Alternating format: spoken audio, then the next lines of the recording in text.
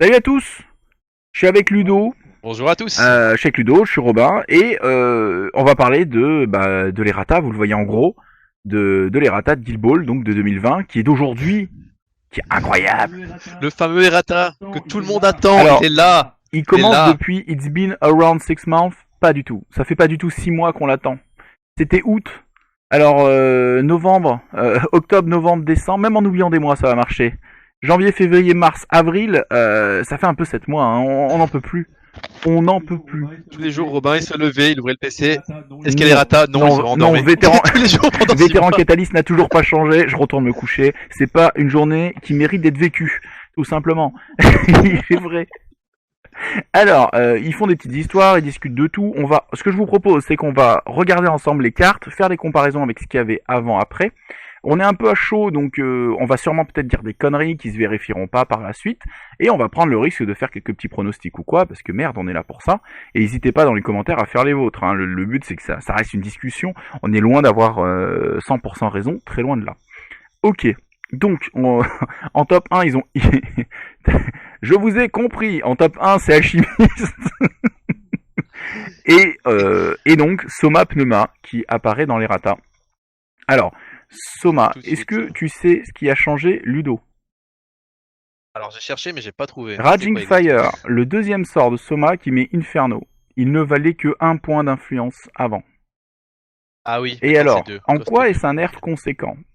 C'est que la somme de ces deux sorts dépasse l'influence maximum qu'on peut lui attribuer. Donc, tour 1, il ne peut pas Ah oui. nitro plus Raging Fire comme il faisait Ah avant. oui. Il est Il obligé de doit faire des choisir. choix. Et donc, faire des choix égale des risques, et donc ne plus être pété. Donc, c'est assez intéressant d'avoir fait ce choix-là sur Soma, d'avoir changé ça. Ils ont changé l'arrière de Pneuma. Pneuma, c'est là, c'est 10 modèles cannot recover HP. En gros, la version légendaire, quand il est 10 PV et qui fait extrêmement mal, ne peut pas être soigné. Donc je pense qu'ils l'ont fait pour Ouais. éviter les fins de tour, j'ai plus de momentum, je peux me soigner si j'ai pris une contre-attaque ou quoi.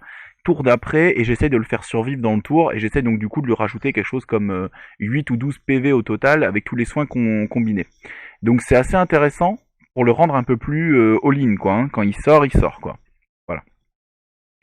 Donc c'était un capitaine qui avait un gros ratio de win, donc c'est pas trop étonnant de le voir dans les ratas. Je sais pas si ça le rend obsolète, je pense pas, je pense qu'il reste bien comme ça. Le backdraft reste très très fort, la version de base le donne à toute la Bah, team et tout. Donc je pense que le je capitaine... pense qu'il voyage toujours autant Hein. qu'avant, hein. Il voyage toujours autant qu'avant avec ses dodges, etc. Il peut Il toujours peut aller aussi toujours aller aussi loin. loin, il a 10 pouces de menace en nature, il peut toujours faire très très très mal, il fait ses dégâts de zone. Comme il a backdraft lui-même, il tape plus souvent attaque 8 qu'attaque 6 quand il est en légendaire, un pneuma. Donc ça reste assez monstrueux. Donc une première ref Alchi, une double ref Alchi nerfée, mais nerfée, j'ai envie de dire de manière assez intelligente, parce que Raging Fire, pareil, ça reste un sort assez extraordinaire. C'est une sorte de tool-up, mais un tool-up dans une faction foot, ça a toujours été assez fort. Donc du coup, le passer à 2 Ouais. d'influence, c'est pas complètement déconnant, quoi. Voilà. Et Nitro reste très très fort. Voilà. Donc, il nous parle un peu de tout ça. Euh, voilà. Il trouve qu'il avait été un petit peu, voilà, un peu trop joué.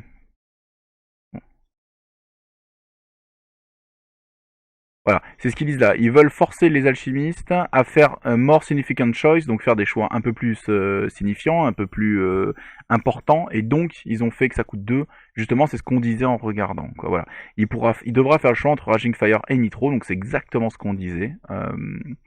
Voilà, voilà, ils veulent que ça soit un one shot modèle, le Pneuma, donc pareil, c'était un petit peu ce qu'on disait. Voilà. Voilà. On pourra quand même lui enlever ses conditions, mais on pourra plus, voilà, on pourra plus le soigner. Donc voilà un petit peu pour Soma Pneuma. Maintenant, le gros, le très gros. Enfin, il est là. C'est le plus beau jour de ma vie. Vétéran catalyste, les ratas. Vous m'avez entendu pester, Le nerf. vous avez entendu pester Ludo sur ce modèle pendant longtemps. Et enfin, il est là.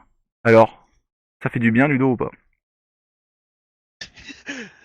C'est Bon, comment il a été raté maintenant? Rentrons dans le quand même. détail. Parce que déjà, son playbook n'a pas bougé. Il Alors, garde son KO en 2, ce qui est monstrueux oui, avec un tac de il 8 fait plus. et toujours une MZ2.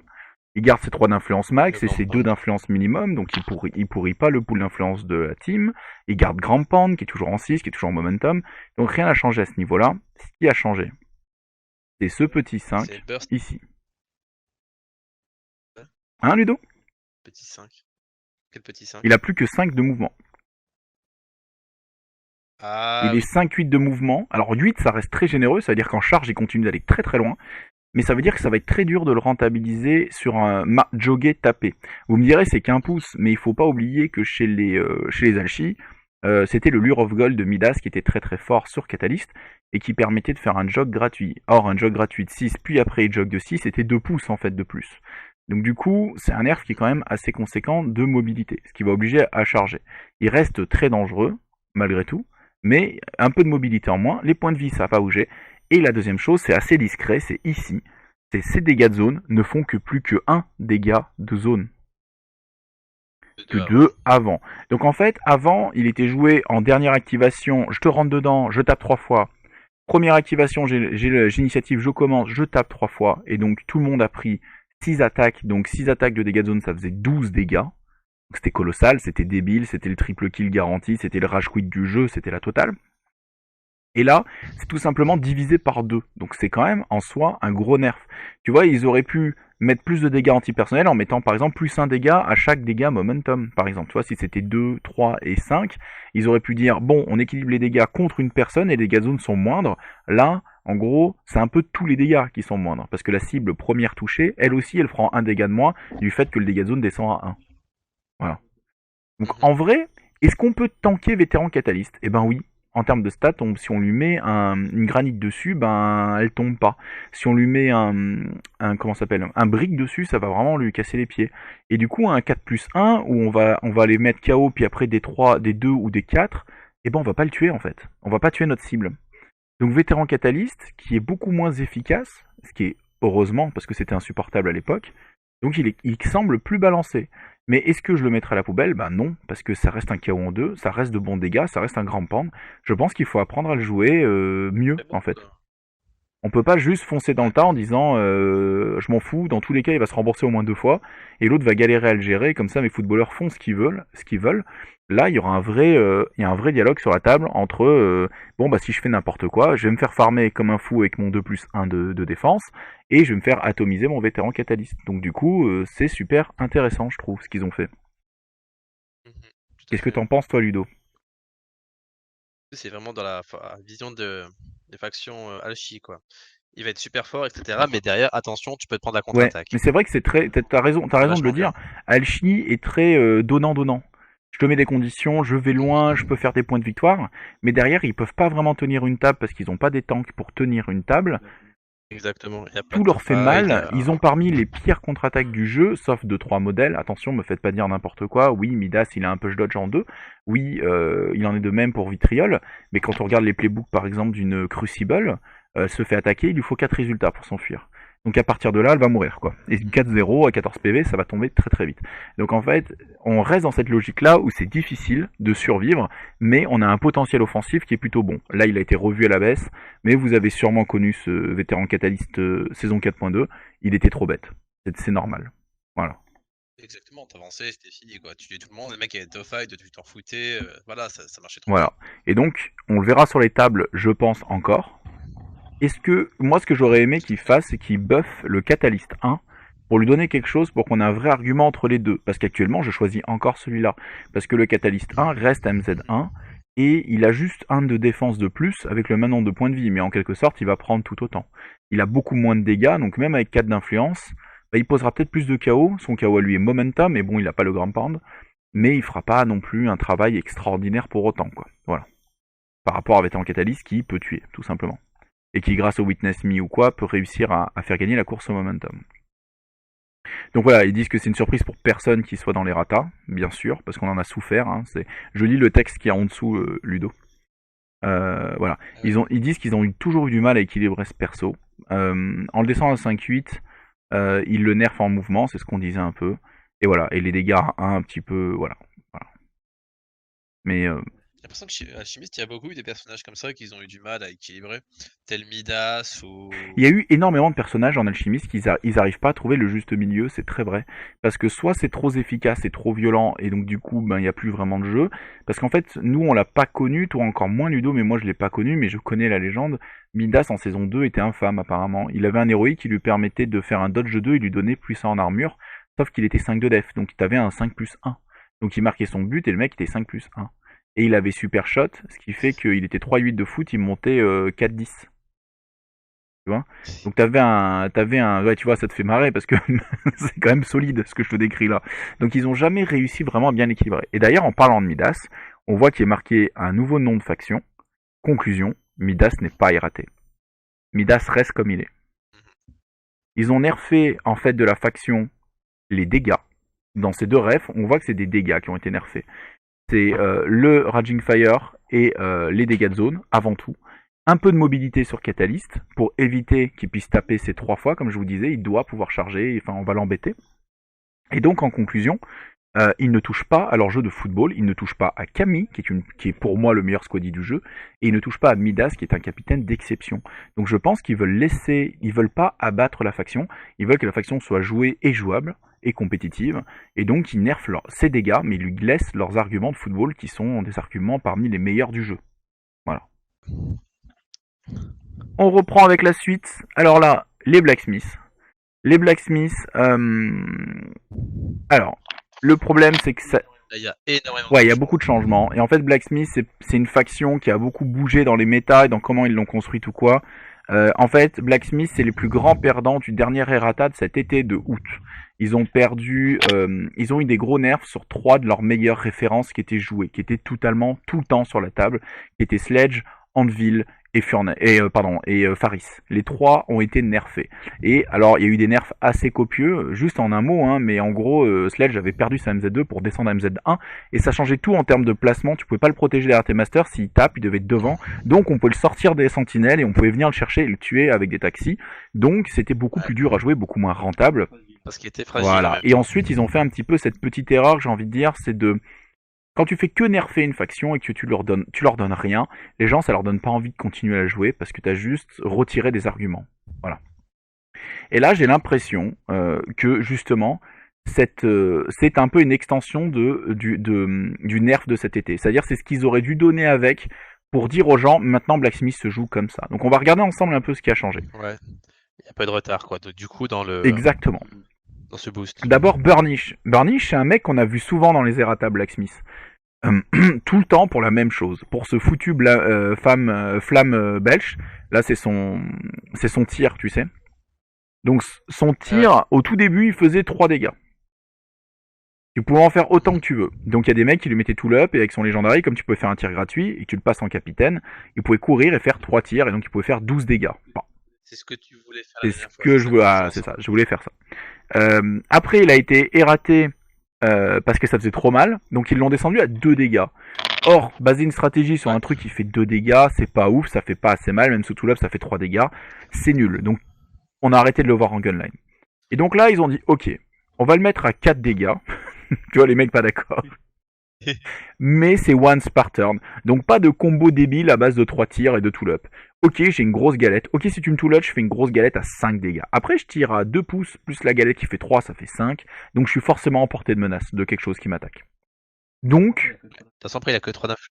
Que quoi qu'il arrive, il peut tirer une fois normalement et une fois avec son bah, si tu légendary, le c'est passes en ça? capitaine, Il aurait tous les masters Blacksmith peuvent gagner plus 0, plus 2. Du coup, il passe 3-5 si tu le passes master. Tu le Ah bon? passes capitaine. C'est toujours comme ça en Blacksmith. C'est vrai que tu connais peut-être pas très bien la faction. D'accord. En gros, il y a 7 masters et tu transformes un des masters en capitaine pour chaque partie. Tu décides lequel. Du coup, c'est des rares rosters où tu peux proposer plus de 2 capitaines dans ton roster, entre guillemets. Si tu as 7 masters, bah t'as 7 capitaines, quoi. Ah oui, Potentiel. exactement, oui. D'où le fait qu'elle a une belle richesse, cette faction. Donc du coup, il y a ça qui a été changé. Donc ils ont un peu essayé de dire, il fait plus mal. Si même en non capitaine, il a son caractère play gratuit avec son légendaire, donc il peut avancer et faire une AOE à 4 dégâts une fois par partie, pour 0. Et ça, c'est quand même sexy en soi. Surtout qu'il garde son kill de ball, donc c'est quand même des arguments qui sont très bien. Et là, ils ont changé quelque chose, c'est son réduction. Avant, c'était un caractère play qui valait 0 en saison 3. Après, ils l'ont mis un peu comme ça en caractère trait.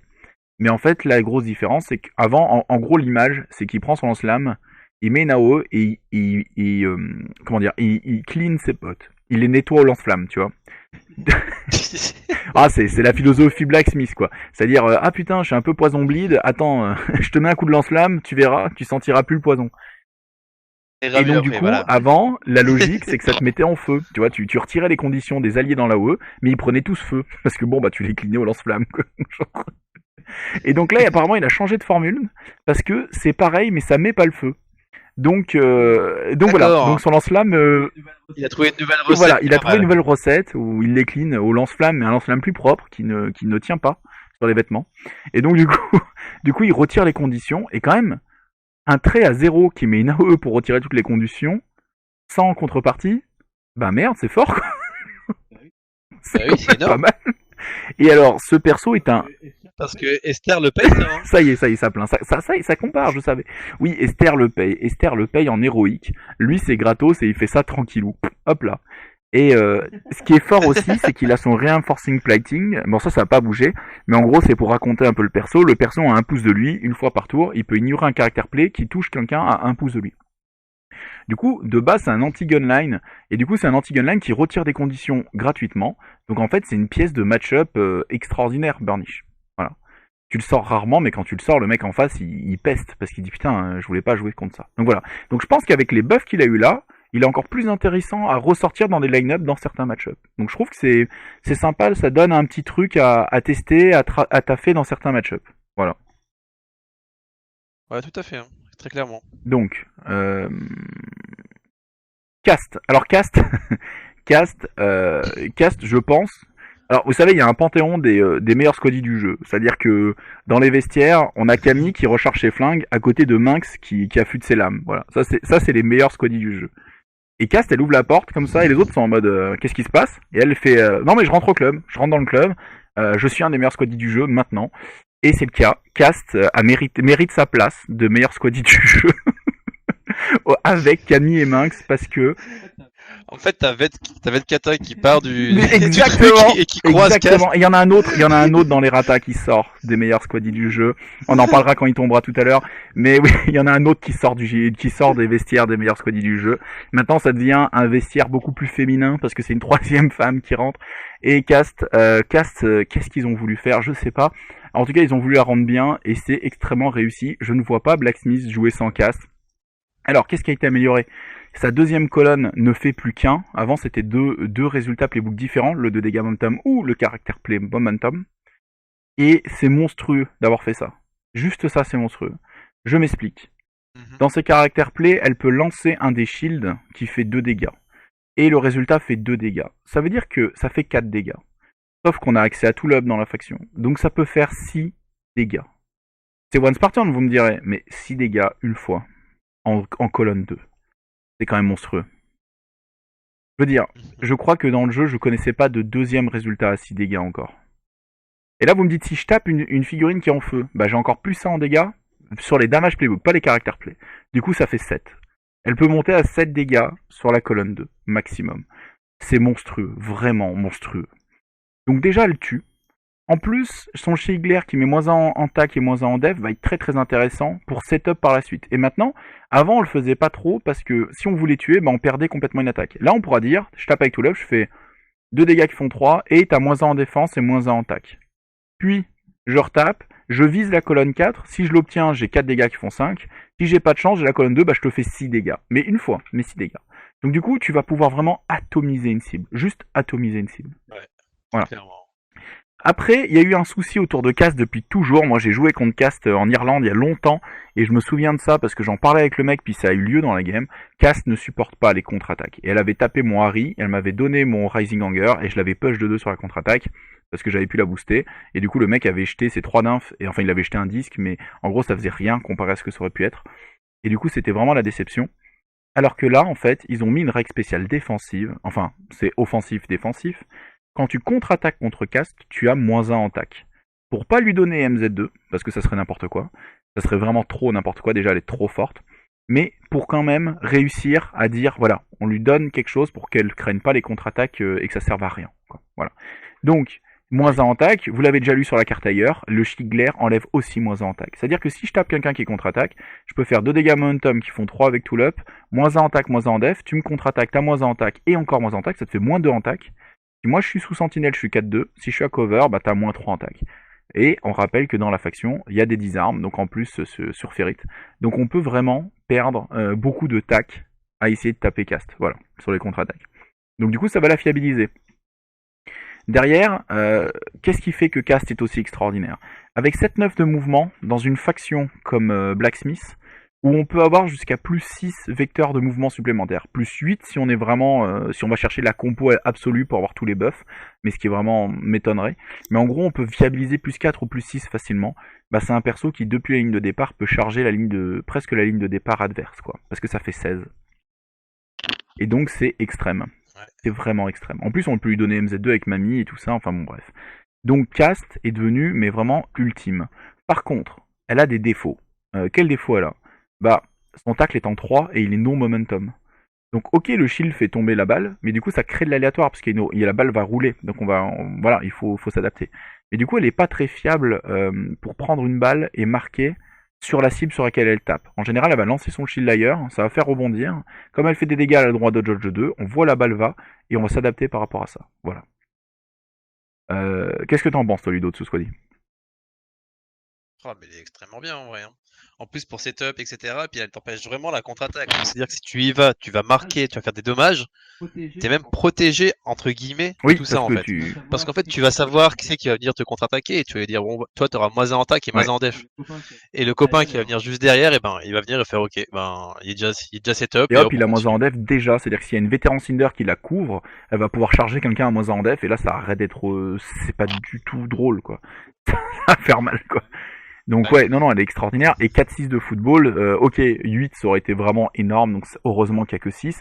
Et 4 c'est extraordinaire, c'est-à-dire qu'on va pouvoir fiabiliser des buts, des passes. Si on joue avec Bolt pour faire le fameux setup Bolt en réception de balle où on fait plein de passes pour faire du momentum et des dodges et tout ça, on a quelqu'un qui faire des passes, qui dodge de 4 et qui en plus va à 7-9 derrière. Donc on a une richesse de combos et de possibles et une pièce maîtresse. C'est simple, Sledge, pour moi il sort presque des 12 avec un perso comme celui-là. Quel intérêt j'ai à jouer Sledge quand j'ai une caste comme ça, quoi. Voilà. Donc, Oui, les dommages qu'elle fait, oui, tout à voilà. fait. Donc vraiment extraordinaire. Donc on verra un peu où elle nous mène. Pour moi, ça sent les ratades de cet été. Elle va pas rester entièrement comme ça. Elle va prendre un one Spartan sur l'autre shield ou il va se passer quelque chose. Ou alors son résultat playbook, il va passer en 3, le 2 dégâts Guild Ball, quoi. Mais je la vois pas garder toutes ses qualités comme ça. Ou le dodge 2 sur les dégâts. Il y a quelque chose qui va bouger. Ou moins un move. Mais là, elle est vraiment très forte. Ou un 3 nymph peut-être. Donc voilà. Ensuite, il y a Cinder qui est là. Alors Cinder 1. Le défaut de Cinder 1, c'est qu'elle a le même nom que Cinder Vétéran. Ça, c'est un classique des Blacksmiths. C'est-à-dire que Cinder Vétéran est monstrueuse. Elle a été nerfée plusieurs fois, 2 fois. Et elle reste très très jouable et très très forte. Et elle reste assez importante parce qu'elle a MZ2, qu'elle a des bons dégâts, qu'elle a sa charge où elle met des dégâts de zone et que ça fait du feu et que ça enlève les armures. Donc c'est en gros, bref, une grosse pièce Blacksmith. Et là, du coup, c'est compliqué de jouer Cinder 1 depuis toujours à cause de ça. Alors que Cinder 1, pour faire rapidement le personnage, c'est un personnage qui a kill de ball, donc vous connaissez, hein, je remove une free ball du pitch et je fais un kick depuis chez moi, donc ça permet de réinjecter la balle chez moi, donc grosse pression football sur les balles au sol, et qui est combiné avec un far strike, c'est une attaque à distance, à 6 pouces, qui fait que je fais une attaque comme si j'étais engagé, comme Matagi A. Et ça c'est ultra fort parce que si jamais je peux proquer un tacle, bah je peux prendre la balle sur quelqu'un. Et donc en gros une figurine qui a pas close control qui garde la balle ou une balle au sol, bah Cinder peut s'en occuper. Donc en soi c'est fort. Voilà. Elle apporte des Voilà. possibilités hein, qui Donc font comment on énormément. balance un modèle comme ça? Eh ben ils l'ont un peu rework. Rework parce qu'elle a perdu une règle qui est quand même assez forte. Elle a perdu un prédicat mouvement. Ça c'est une grosse règle perdue quand même. Voilà. Après, elle a gagné une règle spéciale qui fait toujours plaisir chez Forgeron. Elle a gagné des ressources cachées. Chez Forgeron, on joue à 12 d'influence sur 6 vrais persos, donc le moindre ressource cachée est très très très prisé. Que ce soit après le kill, l'attaque gratuite de Vetsinder, le I'm Open de Bolt, ou enfin bref, vous connaissez, il y a pas mal de sorts comme ça cachés. Il y a le tir avec Curven et Cutlass aussi. Et donc du coup, là, on a, si elle s'active à 6 pouces de Furnace, Furnace ça tombe bien, c'est un master qu'on aime bien parce qu'il a tout l'up, il shoot à 8, il fait pas mal de choses. Donc il a assez boîte à outils et il a Sentinelle. Du coup, si on s'active à 6 pouces de lui, on a le droit à une attaque gratuite et donc indirectement à l'attaque de tir. Et on a Searing Strike en passive, alors qu'avant c'était la règle qu'on avait si on s'activait à côté de Furnace. Donc du coup, dans tous les cas, on va pouvoir faire un tir. Soit on va prendre du momentum avec le dodge, soit on va faire 1 ou 2 dégâts pour mettre un Searing Strike, soit un tackle pour récupérer la balle et la réinjecter. Et tout ça, on peut le faire un peu gratuit. Donc du coup, Cinder, sympa ce qu'ils en ont fait. Sympa. Une bonne pièce. Donc là, il va falloir choisir entre la vétéran. Exactement. Il y aura toujours ce dilemme entre les deux, mais là je trouve de bons arguments pour jouer la première. Surtout si une cast va vouloir tout up, donc du coup vétéran Cinder l'aurait pas.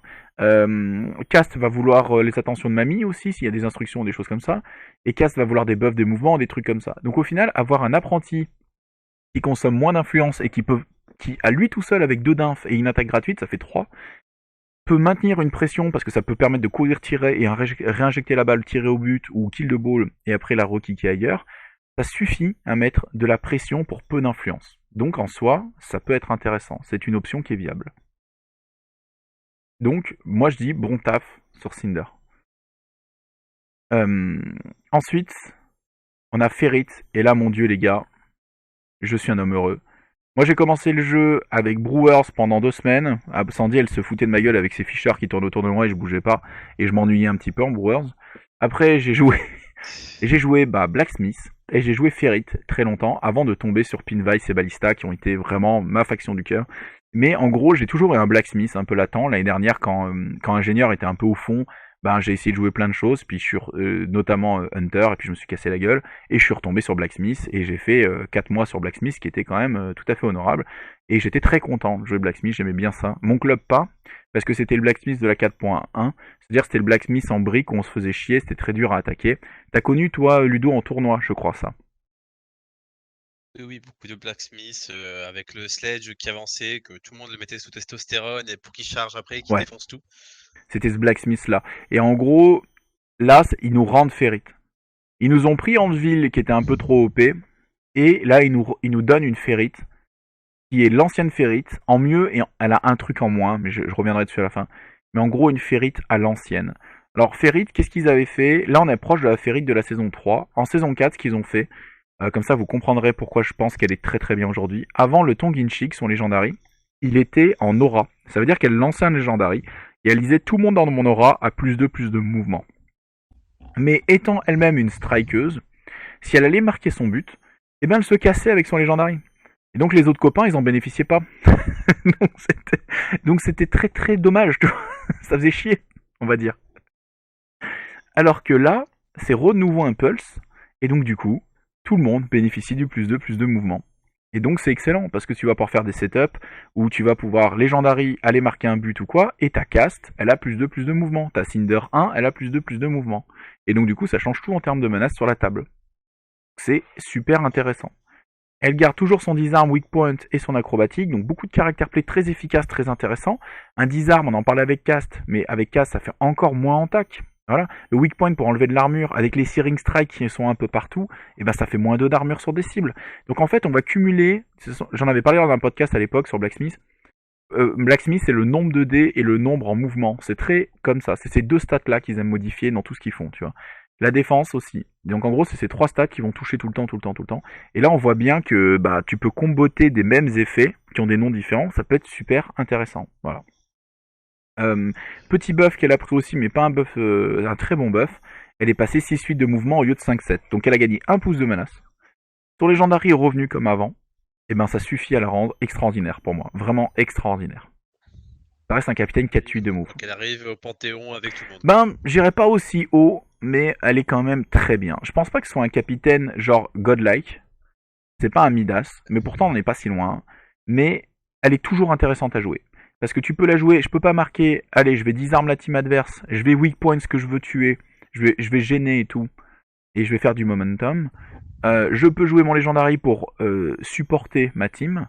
Elle a aussi le Get Over Here Iron, je ramène Iron vers moi, donc du coup je rajoute des menaces à Iron. Comme Ferrit était moins présente sur les tables, Iron on le jouait beaucoup en mascotte, il pushait tout le monde, puis après il rentrait dans la game tard. Là il peut l'aider à venir très tôt dans la game. Si elle est Legendary et qu'elle Get Over Here Iron, Iron fait un mouvement de 6 pouces gratuit et il s'est pas activé. Donc il y a des combos à faire qui sont tout à fait intéressants. La seule chose qu'elle perd par rapport à la saison 4, à la saison 3, mais je pense qu'on le reverra jamais, c'est le Hobble. Avant, quand elle damageait les gens, elle leur mettait moins de move, et sous Legendary, elle donnait ça à toute sa team. Voilà.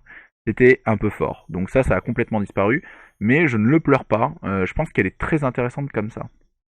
Et donc du coup, qu'est-ce qu'on peut dire après ces quatre changements, avant d'arriver en Brewers sur ces quatre changements? Eh ben, c'en est fini un petit peu de la brique, mais pas tout à fait. On peut encore jouer des choses avec des sentinelles ou quoi.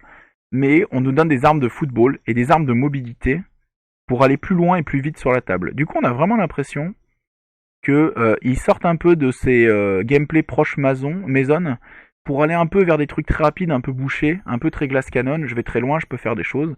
Et du coup, on se place un peu à mi-chemin entre tout ça. Et moi, je trouve ça super sexy. Et je pense qu'on verra du Blacksmith aller chercher le 2-2 ou le 1-4 en se disant de toute façon, je peux marquer comme je peux tuer et je vais m'adapter en fonction de la situation, je vais lire la table, je vais mettre des menaces et je vais mettre la pression. Et franchement, moi je vous le dis, c'est une des factions qui m'intéresse le plus de cette 4.3. Ah, mais ça donne vraiment envie, hein.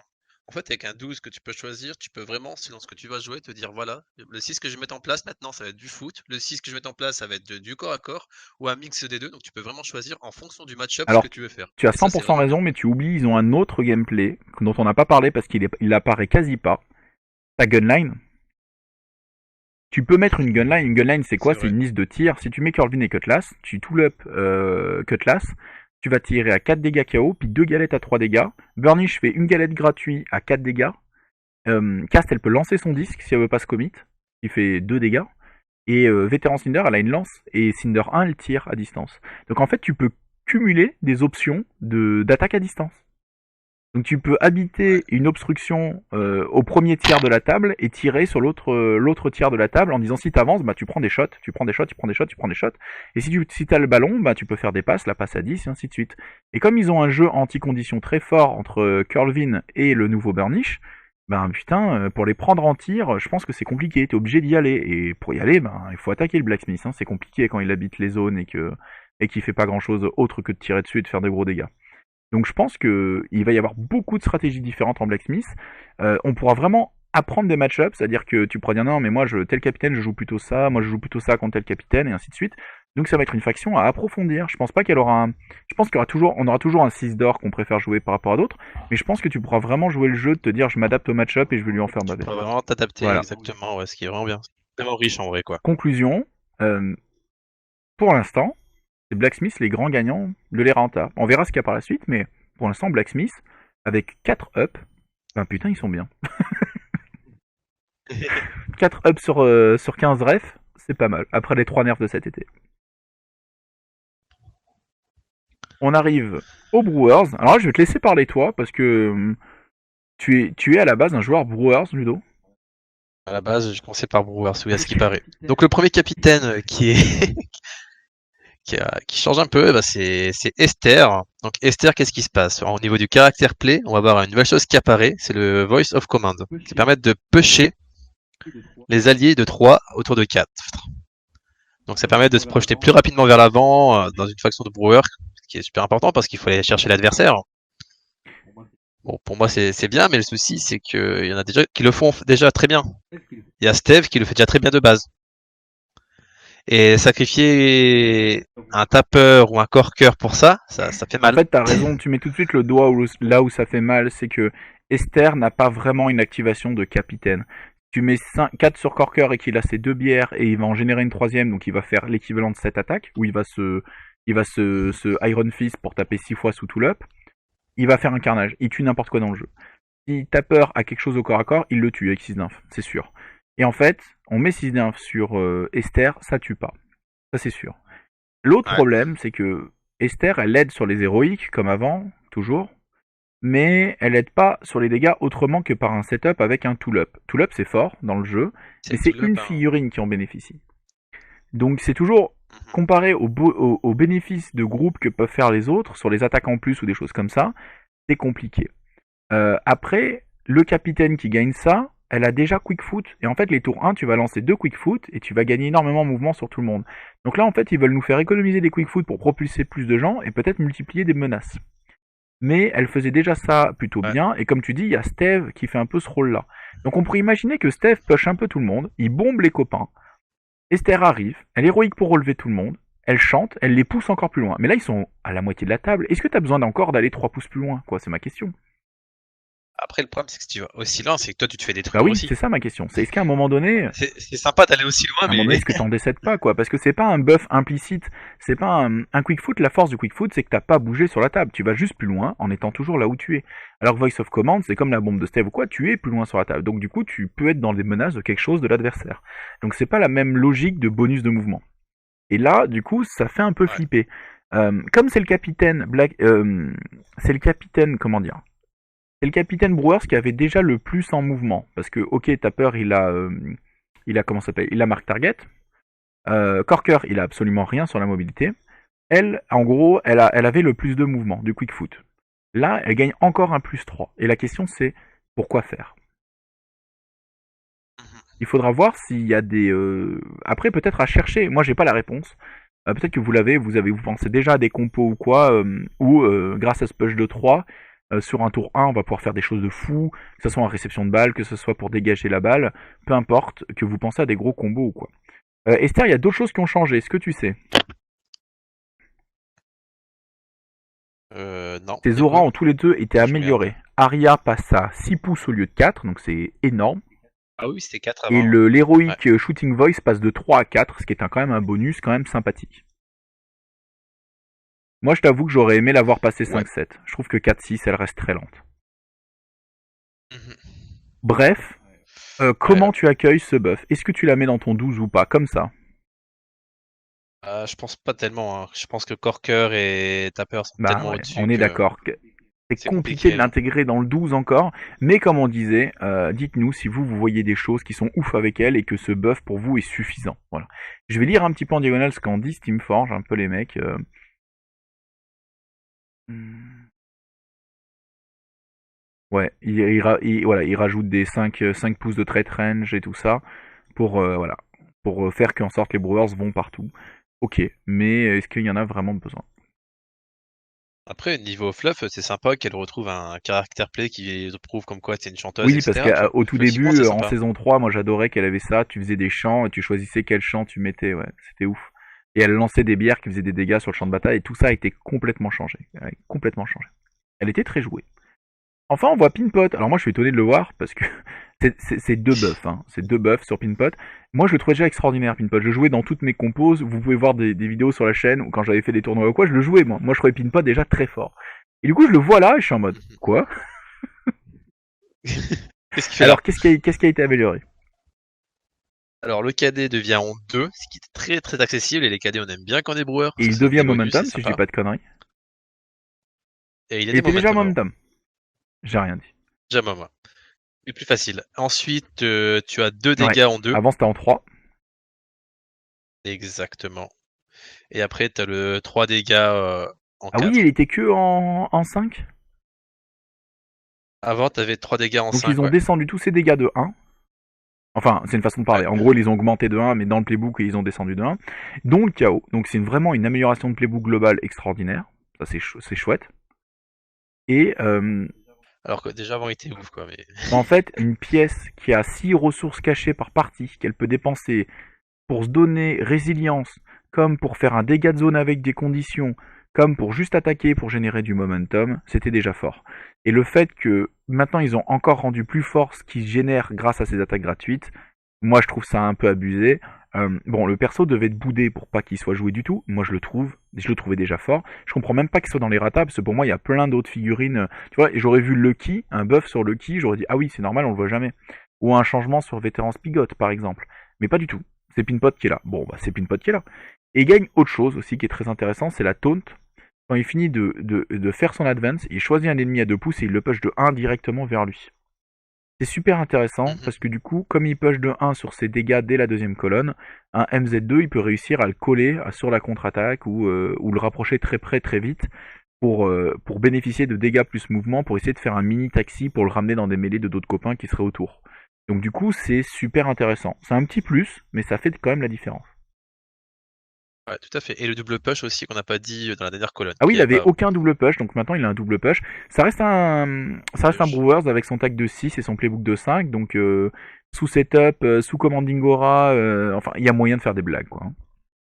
Après, à l'époque où je pinpot, ça se jouait beaucoup avec Esther, hein. Enfin, je jouais avec Esther, donc du coup, avec Tulip, il devient Avec tout là, sympa, il fait quoi. 3 dégâts en 2, on commence à parler, ouais. Je suis d'accord avec toi. C'est vrai que je jouais beaucoup avec Esther, moi aussi, je trouvais qu'il était ouf avec Esther. Je le faisais jogger à plus 2 et avec Spigot à plus 4, donc c'était complètement con, quoi. Il fait oui. Et Roddy reste super agréable parce qu'il peut aller chercher quelqu'un dans les mêlées, le ramener chez lui sans avoir de malus des dés des autres qui l'engagent, alors que c'est une MZ1. Du coup, le concept du perso est quand même super intéressant. Un gros oui hein, sur ce buff là, hein. C'est bien sympathique. Du coup, Est-ce qu'il rentre au Panthéon? Ah, il moi est pour pas moi loin. non, il rentre pas dans les meilleurs squaddies du jeu, je suis pas d'accord, mais c'est un très bon. Il est à la porte. C'est un très bon squaddie. Ok. Et la Alors, la suivante, troisième référence, Decimate, qui va changer. Et là, elle va changer. Il faut chercher juste son héroïque, si je j'ai bien crois qu'il y a que suivi. l'héroïque qui change en effet. Je relis un peu tout le reste, mais je crois qu'il y a que l'héroïque Au qui cas où. change. 5, 7, 5, 3, Ouais, c'est ça. 6, 14 3, PV 1, 14 2, PV. 4. Ouais, il y a que l'héroïque qui change. Euh, En gros, Vétéran Decimate, c'est un perso à controverse très fort chez Guild Ball. Si vous voulez faire dans une discussion mondaine avec des joueurs Guild Ball, si vous voulez foutre la merde, parlez de Vétéran Decimate. En saison 3, elle était déjà en saison 4, elle était beaucoup trop forte. Elle avait tac 6 de base avec un playbook comme celui-là qui était même mieux, vu qu'elle avait le chaos stagger en 3, si je dis pas de conneries. Ou c'était le chaos qui était en 3, et donc du coup tu pouvais facilement mettre chaos puis stagger par la suite. Enfin bon, bref. En gros, c'est un des meilleurs taxis du jeu et surtout le taxi le plus emblématique du jeu Vétéran Decimate. Parce qu'elle allait chercher quelqu'un dans cette saison 4 et elle faisait des pushs de 2 pour le ramener dans les lignes des copains et elle le suivait grâce à son héroïque qui faisait des dodges de 2 directement vers la personne qu'elle a poussée.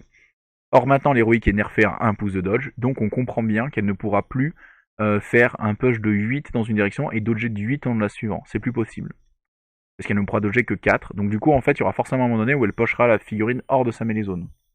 Elle ne pourra plus taper. Ouais. Donc c'est pour éviter et nerfer ce maxi taxi. Moi je pense qu'avec 4 d'inf, on verra pas beaucoup la différence. Tu sais pourquoi je pense qu'ils ont fait ça? Euh,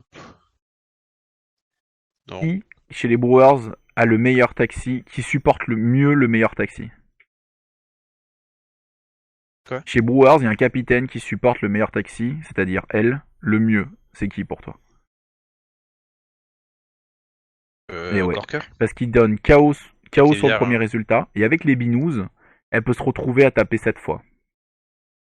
Donc du coup, Ouais. elle a littéralement cherché quelqu'un chez l'adversaire à 1 million de pouces, et elle le ramenait d'1 million de pouces. Et je pense qu'ils ont nerfé ça parce que Corker a de très gros résultats à haut niveau, et que justement ça se joue en très pause caca, et j'envoie des cimètres qui vient chercher quelqu'un, le ramène chez nous, fin du tour, début du tour, on le tue, on a encore la dernière activation, joue, décimètre, il retourne chercher quelqu'un, et ainsi de suite. Et donc je pense qu'en fait ils ont voulu vraiment nerfer ça, et du coup en nerfant ce push là. Voilà. Ouais. Donc voilà un petit peu pour les Brewers. Donc un nerf sur Decimate avec Corker, enfin avant tout avec Corker je pense. Un buff de Pinpot Et deux inattendu. boosts. Et un buff de Esther, ce qui laisse un petit peu sceptique, on sait pas. À essayer. Donc, bah écoute, ça fait plusieurs fois que Brewers apparaît dans les errata. Tapper y a, a pris des sacrés buffs. Moi, je pense sincèrement que Brewers est une faction qu'on verra beaucoup en 4.3 et je les trouve plutôt forts. Ouais, tout à fait, hein. Ils Ah, sont ils sont plutôt au-dessus, plutôt hein. forts. Hein. Mhm. Toi, tu veux t'intéresser à y Bon, jouer on verra ça. ou Ah, mais moi, je pense que je vais reprendre les broueurs, hein. En fait, je réfléchissais à Boucher, mais Boucher, on ne va pas ici. Et en fait, Boucher, il va te offrir plus un dégât avec Ox. Et tu te dis, mais attends, t'as peur, il l'a de base. Et en plus, il offre plus un tac puis 2 gratos. d'influence, des charges pour 1 de moins. C'est ça, voilà. Non, mais c'est vrai. Il y a des arguments d'un côté qui y a moins de l'autre côté, tu vois. Donc, du Des coup, charges à plus 2 s'il place son premier résultat qui fait un dégât et marque target. En vrai, je suis assez d'accord avec toi. J'en ai parlé un peu avec Rogue ou quoi. Boucher, c'est un peu les grands oubliés de l'errata. C'est les mecs qui sont pas dans l'errata alors que bon, ils ont pris des nerfs sur Vétéran Bord, ils ont pris des changements sur leur référence qui fait qu'ils ont perdu leur contre-charge et des choses comme ça, qui fait qu'aujourd'hui, ben, ils sont plus trop dans la course des meilleures factions de corps à corps. Et comme ils sont pas très très forts en ouais. football, attention, ils marquent de loin, mais pour récupérer une balle, c'est autre chose, c'est un autre discours. Et ben du coup, eh ben ils sont assez bas dans la tier list actuellement, à un point que je pense que Cooks est devant Boucher aujourd'hui. Je pense que Cooks est plus facile à prendre en main et plus rentable qu'un Boucher Fillette qui était un peu dépassé, quoi. Voilà. Après, c'est pas on reste dans Guild Ball, c'est-à-dire que c'est pas injouable, c'est pas ingagnable. Un joueur bon réussira à rentabiliser Boucher. Il reste des choses à faire. Mais c'est vrai que aujourd'hui, là, en avril, bah ils ont de quoi être un peu déçus parce qu'ils n'existent pas du tout dans les ratas. Voilà. On va un peu les oublier. On reprend avec ingénieur.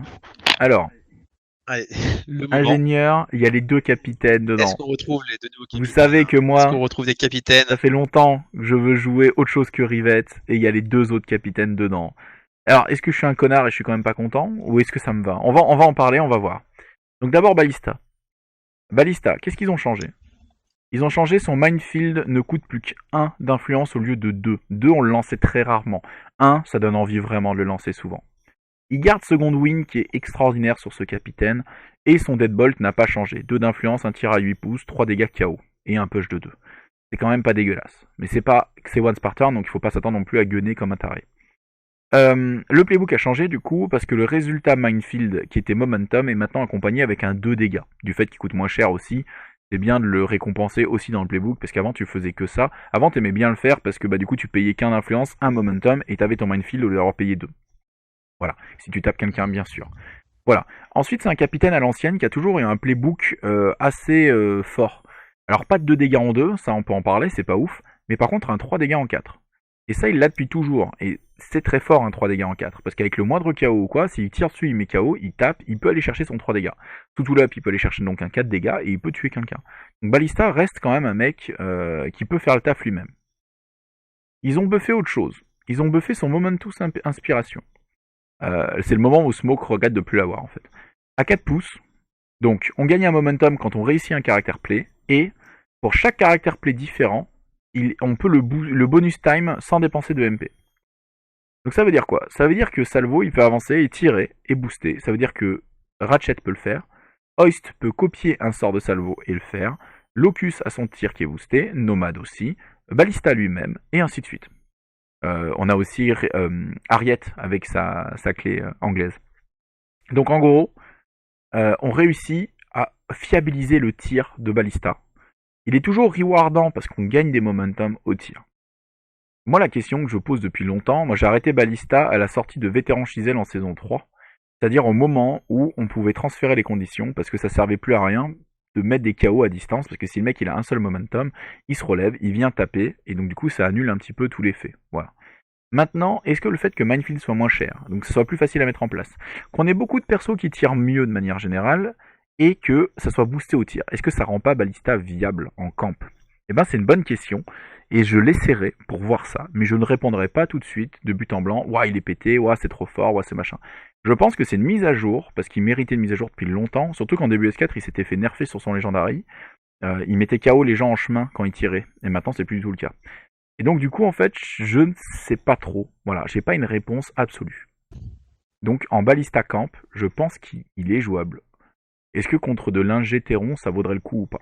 Rappelons que ça reste un capitaine tough high dans une faction où tu peux jouer deux autres tough high. Donc tu peux réussir à quand même mettre, voilà, tu peux faire une brique qui est dure à attaquer vraiment, et qui si tu vas pas la chercher, ben elle a des arguments pour dire ok mais tu vas prendre 15 dégâts sur un modèle quoi.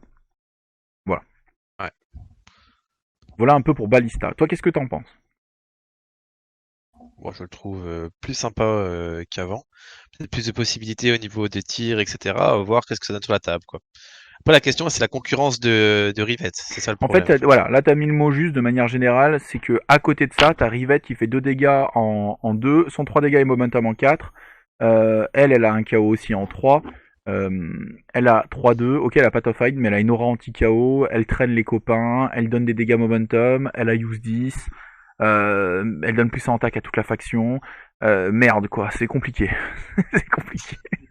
Ça dépend contre quoi tu joues. Imagine que tu joues contre un brewer qui reste avec son corps dans son coin. Toi, tu fais ok, moi, si c'est comme ça, je reste chez moi aussi, mais moi, je te tire dessus, Voilà, c'est la c'est ça la différence. différence. C'est qu'en fait, Ballista, à l'époque, c'était un seigneur du standoff. Le standoff, donc, on se regarde dans le blanc des yeux et on envoie un perso en fin de tour ou quoi. Pourquoi c'était un seigneur du standoff? Parce que second wind, donc tu peux envoyer un footballeur, il marquait, et il faisait bon bah je dodge de 4 après le but, et je dodge encore de 4 avec second wind.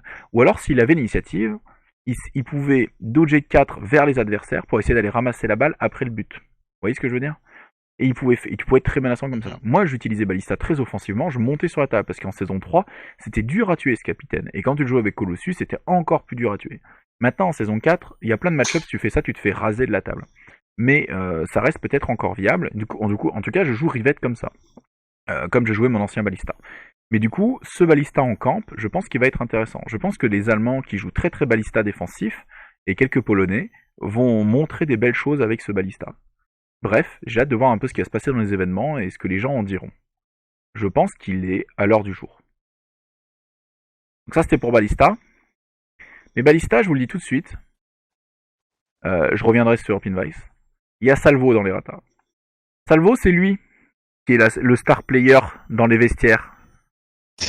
Et Salvo, il y a un seul changement. Mais un changement tellement infâme que même, même le changement de Sledge m'avait fait moins baver. Il passe maximum 3 putains d'inf. Donc il peut pas tirer 3 fois maintenant. Donc vous buffez Ballista, mais son star player, le mec qui tirait 3 fois, qui pouvait tirer 3 fois à 3 dégâts, il peut tirer plus que 2 fois. L'image du truc, c'est le Salvo qui part, tête baissée, tu vois, etc. Donc, du stade. En mode c'est bon. Vous buffez Ballista, ouais, son meilleur squaddy vous le nerfez. Ah, ça fait chier quand même. Putain. Ah, ça me fait vraiment penser à Shank. Shank, entre la saison 3 et la saison 4, il a juste gagné, justement, il était 2-3 d'inf, et il est passé 2-4 d'inf. Et ça change tout, ça change tout. Et là, c'est pareil. En le passant 2-3 d'inf, en tant que gun... Salvo, c'est double nerf. Hein. Parce que c'est nerf pour les mineurs et c'est nerf alors ça, pour les ingés. J'allais y venir. Franchement, je l'ai dit, c'est un star player, c'est un des meilleurs squaddies du jeu. Les meilleurs squaddies du jeu, ils sont toujours un peu sur la sellette. Ils peuvent toujours prendre un nerf à un moment donné. Moi, je sais que les Polonais jouaient... Moi, je joue pas trop Salvo en ingé. Je le joue beaucoup en minor, mais très très peu en ingé. Mais parce que j'ai un style ingé un peu particulier. Mais les Polonais, ils dégagent énormément avec Salvo. Ils lui donnent MZ2. Et il a un momentum. Vas-y, démerde-toi avec ça, quoi. Cache la balle, tu vois. Il peut déjà tirer, il a MZ2 pour taper les gens, il dodge de 2 en 1, non momentum ou en momentum en 2, grâce au fait qu'il a Swift Strike. Il a ses tirs, il a tout pour mettre la race à tout le monde, et si ça va pas, tu lui mets tout l'up et il tuera quelqu'un, enfin il va faire des dégâts. Donc du coup, en fait, c'était très fort, et donc je comprends qu'il le nerf. Par contre, je trouve le nerf infâme. Je trouve le nerf infâme parce qu'avec 3 d'inf, il peut plus faire son travail de striker. Quand t'as besoin d'un striker, t'as besoin d'avoir les ressources pour faire tes attaques, faire tes héroïques, et ainsi de suite. Là, en gros, il faudrait qu'il s'active avec 2 momentum derrière lui pour faire quoi que ce soit. Parce qu'il peut pas en générer lui-même avec si peu d'attaques. S'il doit ramasser la balle au sol et tirer, il peut pas courir et tirer au but. Tu vois ce que je veux dire? Il lui manquera un inf. Toi, tu l'as pas mal joué, Ludo. J'ai joué en minor. En fait, c'était la pièce qui apportait des dégâts dans les minors, en fait. C'est l'une des pièces qui apportait des dégâts. Parce qu'un héroïque qui met KO et 4 attaques derrière. Exactement. Et donc, du coup, bah, là, c'est un perso de moi qui fait des dégâts. Sachant que mineur, parfois, il faut savoir se reconvertir parce que des fois. Quand tu peux pas marquer, tu peux pas marquer, hein. C'est simple. Donc, du coup, ce nerf est colossal sur Salvo. Pour moi, il va rester un peu au vestiaire. Donc, ça me fait peur. Ça me fait un peu flipper. Pas en ingé, en minor. En ingé, je jouais pas trop, donc vous me nerfez mon Salvo. Bon, ce qui me fait chier, c'est que je voulais tester le Ballista et vous lui nerfez son meilleur squaddy. Donc conclusion, est-ce que Ballista, Ballista, ça fait chier quoi. C'est triste quand même. C'est triste, on peut jamais être tranquille. Voilà. Donc c'est un petit peu pour ces deux-là. Et en milieu, on a Pinvice. Pinvice, c'est là. Alors Pinvice, je vais te faire un peu la liste de ce qui a changé et on va en parler. Pinvice, ils ont changé son playbook. Ils l'ont amélioré. Là, je fais des guillemets chez moi, parce que moi, je suis pas d'accord avec certaines améliorations. Je trouve qu'il y a des choses qui sont plus de l'ordre du nerf. Elle attaque en 1 et dodge 1 en 1. Tout est momentum. Donc là, les gens sont ah super, tu fais pas de lancer raté ou tu fais un dégât rien. Ouais, mais sauf que Pinvice, c'est un des meilleurs assassins du jeu parce que tu peux lui mettre 2 fois tout l'up et une charge gratuite. Du coup, avoir un dégât en 1, c'était bien parce que si tu te ratais un peu sur les jets, tu pouvais le prendre et ce 1 dégât faisait 3 dégâts. Maintenant, tu l'as plus. Donc si jamais tu rates un peu tes jets, tu vas faire bon bah dodge de 1 et pas de dégâts. Et donc du coup, tu tueras pas ta cible. Tu vois ce que je veux dire? Donc ça change beaucoup de choses, mine de rien. Voilà. Après, elle a un dégât dodge en 2, le 2 dégâts là. Avant, elle avait un dégât punch dodge momentum en 4, et c'était très très fort aussi. Ça, je parle à la saison 3, hein. Ça y est, le mec est nostalgique. Et ça va jusqu'à 3 dégâts. Donc en gros, le playbook a été optimisé pour du football, et il a été un petit peu descendu pour les dégâts. Pas descendu en nombre de dégâts, mais descendu en combinaison, avec ce qui va avec. Ce qui a été amélioré. Contrôleur descend à 2 points d'influence, donc je pense qu'il est jouable à ce prix-là. Avant c'était 3, c'était trop cher. Contrôleur, c'est je target un friendly model et je fais un link avec lui. C'est monstrueux, vous me direz, hein. C'est très très fort. Sauf que bon, à l'ère où t'as un autre capitaine qui dit toi t'as une activation de plus pour le même prix, c'est pas si ouf. Il faut le comprendre. Donc en gros, à quoi peut servir ce link? Bah, il peut servir à je mets un but en début de tour 2 ou je ne sais quoi, et je fais jouer tout de suite par exemple un nomade qui est déjà à cover ou quoi, pour essayer de breaker tout de suite quoi. Un peu à la manière un petit peu aussi d'un Navi ou quoi qui va essayer le double but ou un petit peu avec les buts qui s'arrêtent pas avec Yukai ou quoi. Donc je pense qu'ils veulent donner une mécanique un petit peu par rapport à ça. Elle garde son alternator qui est très très dépassé. C'est la version nerfée qu'elle avait en début S4 parce qu'en S3 ça valait 1, maintenant ça vaut 2. À 6 push donne plus de mouvement. Dans une faction où t'as Rivette, ça donne pas envie. Rivette elle donne un jog gratuit à quelqu'un qui a 2 pouces d'aile quoi et qui me suit. Là t'as plus de mouvement pour 2 d'inf. Je veux dire c'est dépassé quoi. Et enfin le Deletion est toujours le même, c'est-à-dire plus 1 en dégâts playbook. C'est la version nerfée de la S4 parce qu'en S3 ça donnait aussi des dégâts au tir sur les caractères play. Par contre chacun de ces caractères play en S3 faisait 2 dégâts à la cible à la fin. Donc du coup tu te burnais, tu te faisais des dégâts en faisant des choses. Moi j'aimais beaucoup, ça a beaucoup changé. Maintenant, Close Control reste, Reanimate reste, elle perd son Legendary, et son Legendary est remplacé par une passive qui est très très intéressante, qui fait sûrement le vrai buff du perso de cette errata. Une fois par tour, quand elle reçoit la balle, un pote peut faire tout de suite une passe sans dépenser d'influence au lieu d'utiliser pass and move ou un snapshot. Alors pas quand elle, hein, quand la personne qui a fait la passe. Ça veut dire quoi? Ça veut dire qu'en fait t'as la passive de Fangtooth, Fangtooth vétéran, celui des Soltéciens, il l'a en héroïque en gros ça, mais sur tous tes persos, une fois par tour. En gros, Salvo fait la passe à, je sais pas, à Ratchet, Salvo dodge 4, Ratchet il fait la passe au lieu de faire pass and move, vu que c'est Salvo qui a dodgé de 4, et il lui refait la passe, Salvo redodge 4, et donc il a dodgé de 8 pour 1 d'influence. Et il a de nouveau la balle, et donc il peut les marquer. D'accord? Donc c'est super sexy. Ça peut s'utiliser aussi d'une autre façon. Ça peut être début tour 2, Pinvice fait la passe à un allié, genre Nomade, elle dodge 4, Nomade fait la passe à Pinvice, il dodge 4, Pinvice lui donne contrôleur pour qu'il se réactive, elle va marquer, et c'est un Nomade de jouer, et il a dodgé de 4 par rapport au début de la fin du tour précédente. Exactement. Et donc du coup, il est super bien placé pour pouvoir récupérer Pour la tenter balle un et snapshot peut-être ou quoi, pour un peu que Pinvice elle dodge 4 pour se mettre pile à 3 devant les cages et dire vas-y pose la balle sur la table, c'est un Nomade de jouer, si j'ai de la chance, enfin si ça se passe bien. En plus c'est une déviation de balle, donc si elle tombe sur personne, je la ramasse. Donc même un salvo à 3 d'inf devient très dangereux parce qu'il peut juste courir Tetherball, passe à Pinvice qui a 4-6 de foot et qui en tapine et but, tu vois. Donc je pense qu'il y a des choses à faire. Tu vois, il y a des choses à faire. Je pense que c'est pas pauvre. Par contre, qu'est-ce qui se passe les tours où t'as pas la balle et que le mec la campe bien? Qu'est-ce que tu fais? Tu vas délation quelqu'un, oui, tu vas le tool up et lui donner une charge gratuite. Par exemple, Vétéran Velocity ou un Colossus. Et tu vas essayer de tuer quelque chose. Ou ça peut être Pinvice elle-même. Donc pour moi, il y a des choses à faire avec Pinvice. Qu'est-ce que t'en penses, toi, Ludo? Je pense que très clairement, il y a des choses à faire. Ça fait penser un peu à une mécanique justement de Soltécian. Sauf qu'en plus, tu auras peut-être plus les dégâts avec les ingénieurs justement grâce à elle. Avec les 1 dégâts, le tool-up que tu vas pouvoir mettre, Exactement. etc. Là où Brisket, tu ne pouvais pas mettre des dégâts, elle n'est pas Non, faite pour ça. Là, tu vas pouvoir la changer ta Pinvice en mode ok, j'ai la balle, je mets des buts, mais si j'ai pas la balle, ben je tue. c'est ça. Ou alors je me Donc transforme en en gros, l'influence support. que tu lui mets, c'est pas perdu en fait. Je me transforme en Exactement. support, je mets des buffs là et puis vas-y, voilà. Je peux préparer un link aussi, enfin c'est assez intéressant. À essayer. Je pense que de toute façon c'est des profils, Pinvice c'est des profils, c'est très très dur de se prononcer en la lecture de ce profil.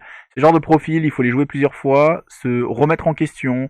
Moi je sais que ma Pinvice, j'ai mis 3 mois à la mettre un peu au point. Et après, j'ai commencé à perfer comme un taré dessus, quoi. Mais au JFJ, j'avais perdu contre Alb, j'avais galéré, je souffrais pour finir mes matchs et tout. En Irlande, je commençais à mieux la comprendre, j'ai gagné des gros joueurs, j'ai pu faire des beaux résultats. Et après au WTC, bah, j'avais été invaincu, j'avais réussi à faire une belle performance dessus. Et dans les tournois que j'avais fait entre deux, j'avais peu perdu avec, et c'était vraiment mon capitaine phare, et j'étais amoureux de Pinvice. Jusqu'en début de saison 4 où je trouve qu'il l'avait complètement tué. Mais donc du coup c'est pour vous dire un peu que là je pense qu'elle est très différente de comme je la jouais à l'époque. Mais elle garde un esprit assez similaire et je pense qu'elle mérite sa chance. Du coup on se retrouve avec un ingénieur qui peut jouer très très football avec Pinvice, peut-être à l'extrême, mais qui peut se recycler en dégâts. Rivette pour jouer très très brique centrale sur la table, qui avance en tuant tout le monde et en marquant des buts, très solide. mais qui peut se faire terrasser par un tapeur, hein, ne surtout pas sortir contre tapeur. Et un balista très fond de cours qui va gunner, prendre son temps, puis mettre le second win où il faut pour, quand il gagne l'initiative, propulser un joueur très loin devant qui va pouvoir faire une action, notamment marquer un but, en activation d'après, ou tuer quelqu'un, quoi. Donc on va être dans... On a 3 capitaines qui sont très riches, je pense. Je pense Rivette toujours assez au-dessus, hein, je suis désolé. Mais Et la Rivette en auto-include, et après la question... Voilà, c'est ça. Est-ce que tu veux pinvice un peu foufou football dans tes match-up type, par exemple, Brewers, ou est-ce que tu veux plutôt gunline contre les Hunters ou des choses comme ça, ou tu veux pas jouer Rivette contre, quoi. Ça va être un petit peu, les questions vont être comme ça. Sincèrement... La question elle est simple, hein, c'est qu'est-ce que je gère par Rivette et comment je vais contrer ce que je gère par Rivette. Et sincèrement, en dernière conclusion, le nerf de Salvo en ingé, je sais qu'il y en a beaucoup qui vont faire la gueule, il y en a qui vont continuer de le jouer ou quoi, mais en fait on a de très très bons squadies en ingé. Et donc du coup, même si ça me rend triste que Salvo soit vraiment moins bon, je pense que dans le vestiaire juste à côté des meilleurs joueurs du jeu, on a quand même quelques joueurs ingénieurs qui sont pas loin, quoi. Donc je pense qu'une vétéran Velocity, un Nomade, un Fuse, une Spade vont toujours être intéressés à jouer avec les squadies qu'on a, quoi. Il y aura toujours des choses à faire. On se retrouve pas à la rue, quoi. Donc voilà, ça c'était un petit peu mon avis pour ingénieur. Je vais les remettre sur la table, je vais me poser des questions. Après, j'ai beaucoup joué ingénieur ces 8-9 derniers mois depuis mai, depuis sa sortie, mais environ un mois après sa sortie, mai, de l'année dernière. J'ai joué plus de 100 fois, je l'ai amené beaucoup en tournoi, j'ai fait pas mal de choses. Au WTC, je me suis un peu vautré, mais sinon ça s'est plutôt bien passé. Je vais faire le malin, tant pis, je vous le dis. Je crois que je suis 21-3 dessus, j'ai un bon ratio avec 7 pour 1. Mais j'ai aussi envie de jouer d'autres choses que juste Rivette. Donc soit je vais trouver un capitaine qui m'intéresse, un second capitaine, et je vais rester en ingé et je vais continuer à les pousser. Soit je pense que je peux prendre des vacances côté Blacksmith et taffer Blacksmith. Voilà, c'est mes 2 factions qui m'intéressent un peu le plus là actuellement, en 4.3. Voilà. Hop. Bon, il y a eu un petit souci d'enregistrement, donc on va refaire la partie mineur. Donc si on se répète un peu avec l'autre contenu, nous en voulez pas, c'est que c'est pris 2 jours plus tard. C'est la partie du cœur, quoi. C'est la partie du cœur. on a dû travailler sur nous. Donc, dans ce fameux Errata 4.3, ce tant aimé Errata, il y a Miner. Donc comme on disait, il y a 3 factions qui sont au-dessus en 4.2, enfin au-dessus selon Longshank. Il y a Union, Miner et Alchimiste. Donc chacun prennent des nerfs, et Miner est celui qui est le nerfé le plus sévèrement et de manière un petit peu hardcore. Moi, je suis à peu près... Donc, je crois quoi, il est à 66% Miner de victoire. Mais après, non, comme 60, on dit souvent, Miner, c'est 60, 61, je crois. Après, c'est à connaissance, c'est-à-dire que la personne qui joue bien Miner, c'est parce qu'il connaît Miner. Oui. Si Jean-Michel Random prend Miner, etc., il n'y aura pas le même rendu que quelqu'un qui connaît bien, etc. C'est une faction d'experts. Il y a quand même un peu de connaissance. Non, mais c'est une faction d'experts contre des experts. Ça veut dire qu'il faut être expert pour les jouer, il faut les connaître très bien, il faut déjà avoir une bonne bouteille dessus et tout. Et en face, le mec doit connaître le match-up pour se défendre. Donc du coup, quand quelqu'un a taffé Miner et qu'il est fort dessus, s'il tombe sur quelqu'un qui connaît pas Miner, eh ben il se fait éclater la gueule. Et donc du coup, ce sentiment de frustration qui est celui-là et de what the fuck, parce que les tricks sont pas évidents et ils sont semblables tout en étant différents, fait que ça peut frustrer les gens. Donc je pense que là, Steamforge, ils en ont eu marre. Et ils leur ont tiré une balle dans la nuque en mode bon bah pas de Miner en 4.3. On vous voit tous ceux qui sont heureux là derrière leur PC qui disent que Miner a été nerfé. On vous voit. On vous connaît. Oui, moi je suis très triste parce qu'effectivement je les ai amenés 13 fois en tournoi sur les derniers événements avant que tout soit bouclé là. Pour cette 4.2. Bien sûr, mais moi je pense à tous ceux qui connaissaient pas Miner mais qui se prenaient 3 buts comme ça d'affilée juste parce qu'ils connaissaient pas ce qui pouvait se passer. Exact. Tu vois, la balle à l'arrivée, ils savaient pas que ça pouvait arriver au sol, ça pouvait être téléporté, la personne pensait pouvoir camper. Et pas du tout. Mais en réalité non, parce qu'il y a toujours des solutions, tu vois. En mode cadet, je prends la balle, but, voilà, merci. C'est très vrai. Et en fait, je pense que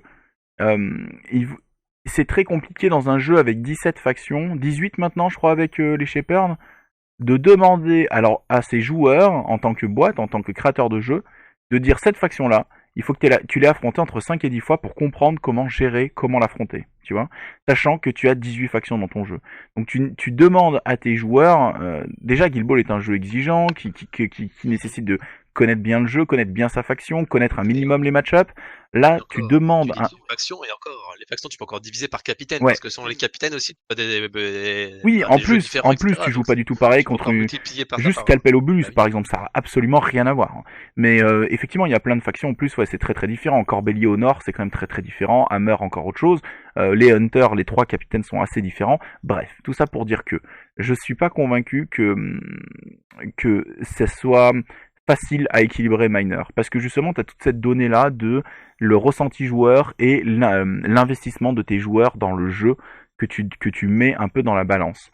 Donc qu'est-ce qu'ils ont fait? Ils ont triple nerfé Miner, on va rentrer dans le détail de qu'est-ce qu'ils ont nerfé. Donc sur Fissure, donc Fissure qui est le Miner top 1, c'est l'auto-include, c'est un peu le azimut de la faction, c'est-à-dire c'est le tank que tu as besoin parce que c'est le seul trick de mouvement de la faction hors capitaine avec son Legendary. Donc c'est quelque chose de très fort. Parce qu'en fait les miners ont peu de tricks de mouvement, mais ils ont des grandes menaces. Tu en as besoin, tu en as besoin. Voilà. Si tu n'as pas ta fissure, tu n'as pas ta menace tour 1 pour mettre ton J'ai but. jamais joué sans fissure et pour moi c'est impossible de jouer sans fissure. Parce qu'elle a son... Et généralement, plus tu montes en niveau, plus fissure est utile. Ouais, et plus ta fissure, elle marque le deuxième but, voire le troisième. Donc c'est assez intéressant. Donc en fait, ce qu'ils ont fait, c'est que avant, quand elle se téléportait avec le You're Coming With Me, sa règle spéciale où elle emmène quelqu'un, le ramassage scolaire, avant, c'était je prends un Mélésone et je pose la Mélésone. Donc, Mélésone de 1, je prenais un pouce derrière moi, je me place de 2, je gagne la taille de mon socle, et je pose le socle de copain à 1 pouce de moi, et donc il gagne aussi la taille de son propre socle. Donc c'était ça. Maintenant, c'est base to base. Alors, pourquoi c'est un nerf assez conséquent? Parce que sur le papier, on perd 2 pouces. On perd 2 fois la taille de la Mélésone. Voilà. Pourquoi c'est un nerf conséquent? Parce que du coup c'est très facile de voir qui Fissure va emporter avec elle. C'est très facile de le contrer parce qu'il suffit de pousser Fissure ou de pousser la figurine qui est en base to base avec elle pour qu'elle puisse plus le transporter. Donc en fait c'est problématique pour Fissure parce qu'elle devient beaucoup plus facile à contrer et beaucoup plus lisible. Voilà. Et beaucoup moins menaçante en distance. Donc c'est un petit peu la tristesse quoi. C'est un peu le... Peut-être qu'il va falloir plus utiliser le Sinky Hall que directement dans le place standard. Mais dans une faction où il y a 0 ressources cachées à part l'héroïque de Salvo, c'est compliqué de chercher à mettre tout le temps de l'influence sur tout le monde, quoi. Le deuxième nerf, c'est Mule, et c'est un nerf qui fait très très mal. C'est les dégâts momentum du 2 et du 3 dégâts ne sont plus momentum. Donc on est face à un des playbooks les moins momentum du jeu, avec 2 cases momentum pour 6 cases au total. Donc c'est, tu vois, ils ont même pas rendu le tacle momentum ou essayé de rattraper l'affaire. C'est ça, hein. Maintenant on peut imprimer la carte en noir et blanc. Oui, voilà, finalement. Finalement, il n'y a plus de momentum dessus. Et ok, Mule est un tank extraordinaire et qui permettait d'être un peu le nerf de la guerre de Miner. Il t'achetait le temps nécessaire à construire tes actions, le momentum nécessaire pour ça, et il pouvait aussi essayer d'achever une figurine si tu avais fait une belle mêlée ou quoi, et d'enchaîner un peu de momentum. Miner est pas une faction qui génère beaucoup de momentum, et c'est un problème dans la faction, et en fait c'est accepté dû au fait de leur menace et du style de jeu. Mais là, en fait, en faisant ça, du coup, ça veut dire qu'on peut pas transformer de l'influence en momentum et en dégâts, même si ce sont des petits dégâts, comme des occurrences de 2. Donc du coup, c'est un coup dur pour le miner parce qu'il peut plus tuer momentum comme il voulait. Ça pose aussi la question... Parce que le troisième but, en fait, c'est plus dur à faire, généralement. Oui, voilà. Surtout au niveau, quand la balle est bien cachée, etc., il faut se reconvertir en kill. Et ceux qui peuvent killer chez les miners, d'abord, t'as Mule. En plus, il te faisait en momentum, c'était super bien. Et t'avais Salvo. Salvo, on en a parlé, il a moins d'influence. Donc, du coup, en fait, il fait une attaque de moins forcément partout. C'est vrai. Le dernier qui reste encore, c'est chez Shaft. Mais Shaft, c'est pas le plus gros tueur du jeu. Il fait que 1 ou 2 dégâts. Un dégât en 3, plus, un dégât en 3, 2 dégâts en 4. C'est-à-dire, en frappe, on peut oublier. Le wrap, il faut 9 net hits après l'armure pour faire 3 dégâts avec Shaft. Et bien sûr, sur Interfight, ça ferait qu'un seul dégât, parce que c'est 1 et 2. Donc c'est pas des occurrences élevées. Alors après, je vais pas m'en plaindre, moi j'ai toujours accepté le fait que Miner, faire des kills, c'est difficile. Sur mes 13 matchs de tournoi, il y a 3 matchs où je fais au moins 1 kill, voire 2. Je crois que j'ai fait... Ouais, stats, j'ai fait 5 kills en 13 matchs de tournoi avec Miner. Voilà. Tout le reste, c'est des buts. Et j'ai perdu un seul de ces matchs. Donc du coup, en fait, c'est très football, il faut le savoir. Donc c'est normal qu'ils soient pas si forts à côté. Dans le premier errata, ils avaient enlevé le 3 dégâts du capitaine, parce qu'il avait un 3 dégâts en 5, et effectivement, c'était quand même assez fort. Même s'il n'était pas momentum, c'était assez fort. Là, là on continue de nerfer, et là cette fois-ci, donc les dégâts deviennent beaucoup plus durs. Donc ça se rajoute un peu à ça. Et enfin, le troisième nerf, il va falloir que je scrolle jusqu'à un G, parce que en fait c'est Salvo. Et Salvo, c'est un nerf 1G et un nerf minor. Le fait que Salvo ne puisse plus avoir sa quatrième influence, c'est qu'il peut plus être un super striker avec ses 4 attaques plus son héroïque. Il peut plus, que tu l'avais dit Ludo dans la première version qui avait pas marché de l'enregistrement, il peut plus tuer parce que avant il pouvait s'auto-setup entre guillemets. Si quelqu'un, un miner engageait une cible, il pouvait avancer, il pouvait l'héroïque pour faire un tir. Le tir, il mettait le floor bolt pour le mettre au sol, il mettait 2 dégâts KO et à partir de là, il faisait 4 attaques à 6 dés sur un mec KO et donc il pouvait tabler sur son 2 dégâts et au total Sinon, essayer de mettre 10 rien pour dégâts. récupérer la balle. Ouais. Rien pour récupérer la balle. Qu'est-ce que tu fais? Tu fais ton héroïque pour le mettre KD. Après, ce qu'il faut, c'est que faut que tu dépenses 2 pour récupérer la balle, pour faire ton caractère play, et après il te reste plus que 1. Donc c'est-à-dire que tu peux même pas courir, rien. Oui, puis ça veut dire que si t'as commencé ton tour avec un momentum, tu peux pas le faire. Parce que tu peux pas tirer au but. Ouais, parce que ton floor coûte 2, t'as payé un héroïque pour mettre le mec au sol, et donc c'est mort. Il te reste plus assez de ressources pour tirer au but. T'as pas le j'avance, je tape quelqu'un, je dodge 2 momentum, je ramasse la balle au Tether Ball en payant 2, et je tire mon tir au but. Donc en fait, ça limite énormément les actions de Salvo en minor. Et donc du coup, c'est compliqué parce que Salvo, alors après, il faut le savoir, Salvo plus Fuse plus fissure, c'était 3 options de balle au sol. C'est-à-dire que le mec, tu ne laisses pas la balle au sol. Faut pas. Et donc du coup, c'était quand même très fort, je suis d'accord. Mais comme Miner n'a pas de ressources cachées ou de transfert d'influence à part Salvo et son héroïque, c'était quand même assez lisible ce qui était possible dans les mains du Miner. Tu vois ce que je veux dire? Toujours sous couvert de cette fameuse connaissance, c'est-à-dire je connais un peu ce que font les pièces adverses. Donc du coup, Miner, aïe quoi. Exactement. Moi, personnellement, je jouais Miner pour le plaisir en tournoi. J'étais un peu en mode, on verra un peu ce qui sort. L'alchimiste m'empêche de jouer un G comme je le souhaiterais. Du coup, là, j'ai envie de réessayer un Alchi. J'ai envie de jouer un G, j'ai envie d'essayer Blacksmith, j'ai envie d'essayer plein de trucs. Mais c'est vrai que Miner, ben, ils sortent un peu de ce que j'ai envie d'essayer de jouer parce que, bah merde, quoi. Ça fait mal, ça fait mal. 3 sur 8, c'est ça, hein, quasiment une figurine sur 2. Oui. Et surtout les deux principales de la faction, c'est-à-dire Fissure, Mule, quoi. Hein. Là, c'est très très important. Et après, le top striker. Alors, heureusement, Spade passe au travers, mais bon, si vous nerfez Spade, il reste plus rien du tout, les gars. Hein. Ah, mais c'est vrai, quoi. Voilà. Hein. Donc bon, est-ce que toi, Ludo, tu te sens de les ramener en compétition? Faudrait tester d'abord un petit peu d'abord. Faudrait tester, etc. quoi, mais c'est chaud, quoi. Imagine maintenant, voilà, en plus, comme m'avait fait Christophe, qu'on a vu sur la chaîne, imagine, il met la balle sur quelqu'un qui a Sturdy qui ignore le premier KD. Ah bah là. Ok, c'est mort. Juste c'est mort. Ouais. Non mais c'est vrai qu'on arrive un peu à cette logique de ça va être très très compliqué. Donc et le problème c'est comme il se recycle mal et qu'en 4.3 il reste beaucoup de dégâts dans le jeu. Ouais, ça se fait tuer quand même du miner. Hein. Ils sont plus tanky que la moyenne, mais ça se fait tuer quand même. Donc bon, bref, je pense que en 4.2 la méta faisait que miner était plus intéressant que 1G sur la table.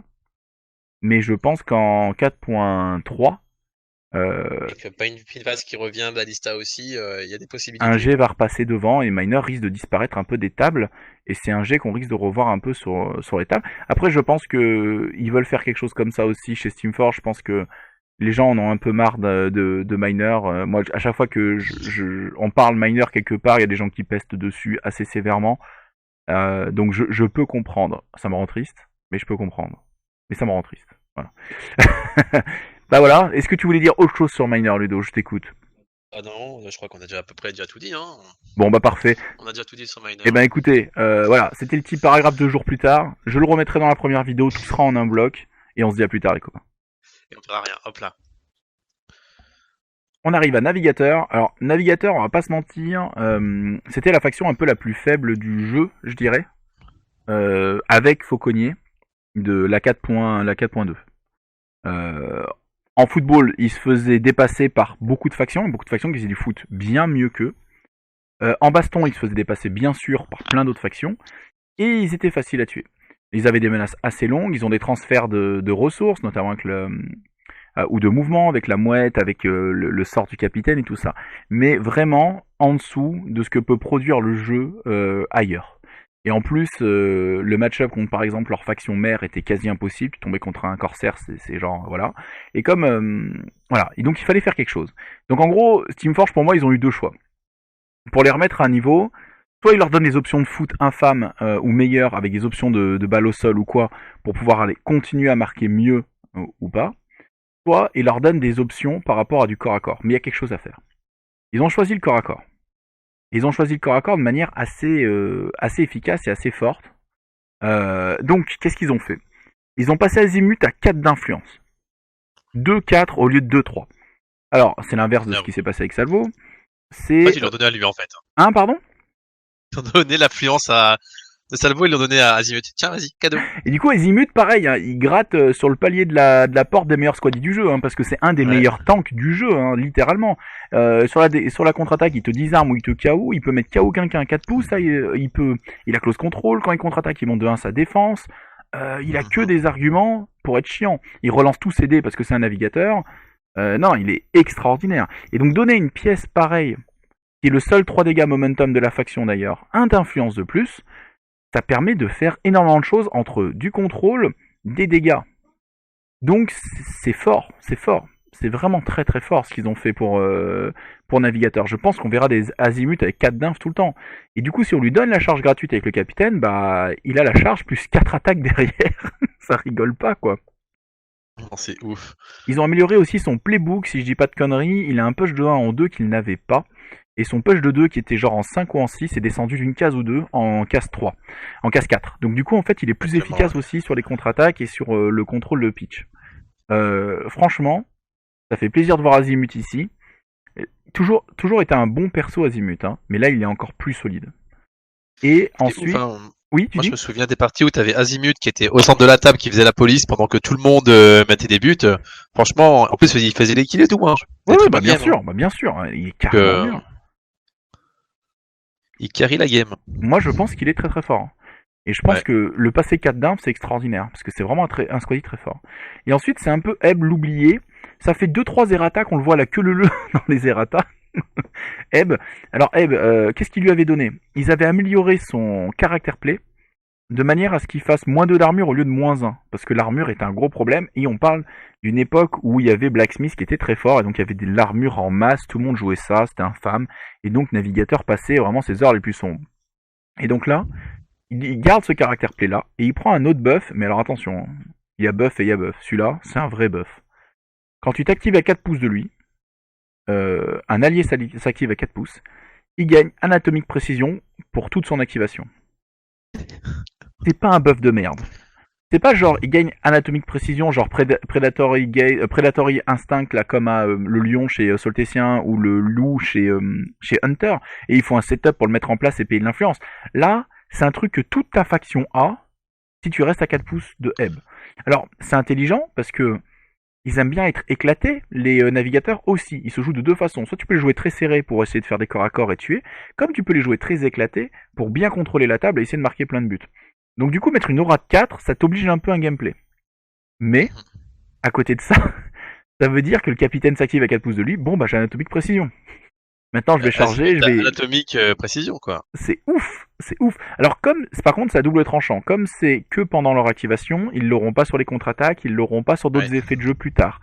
Mais il n'empêche que Ah, c'est lui-même déjà tout seul, extrêmement bien.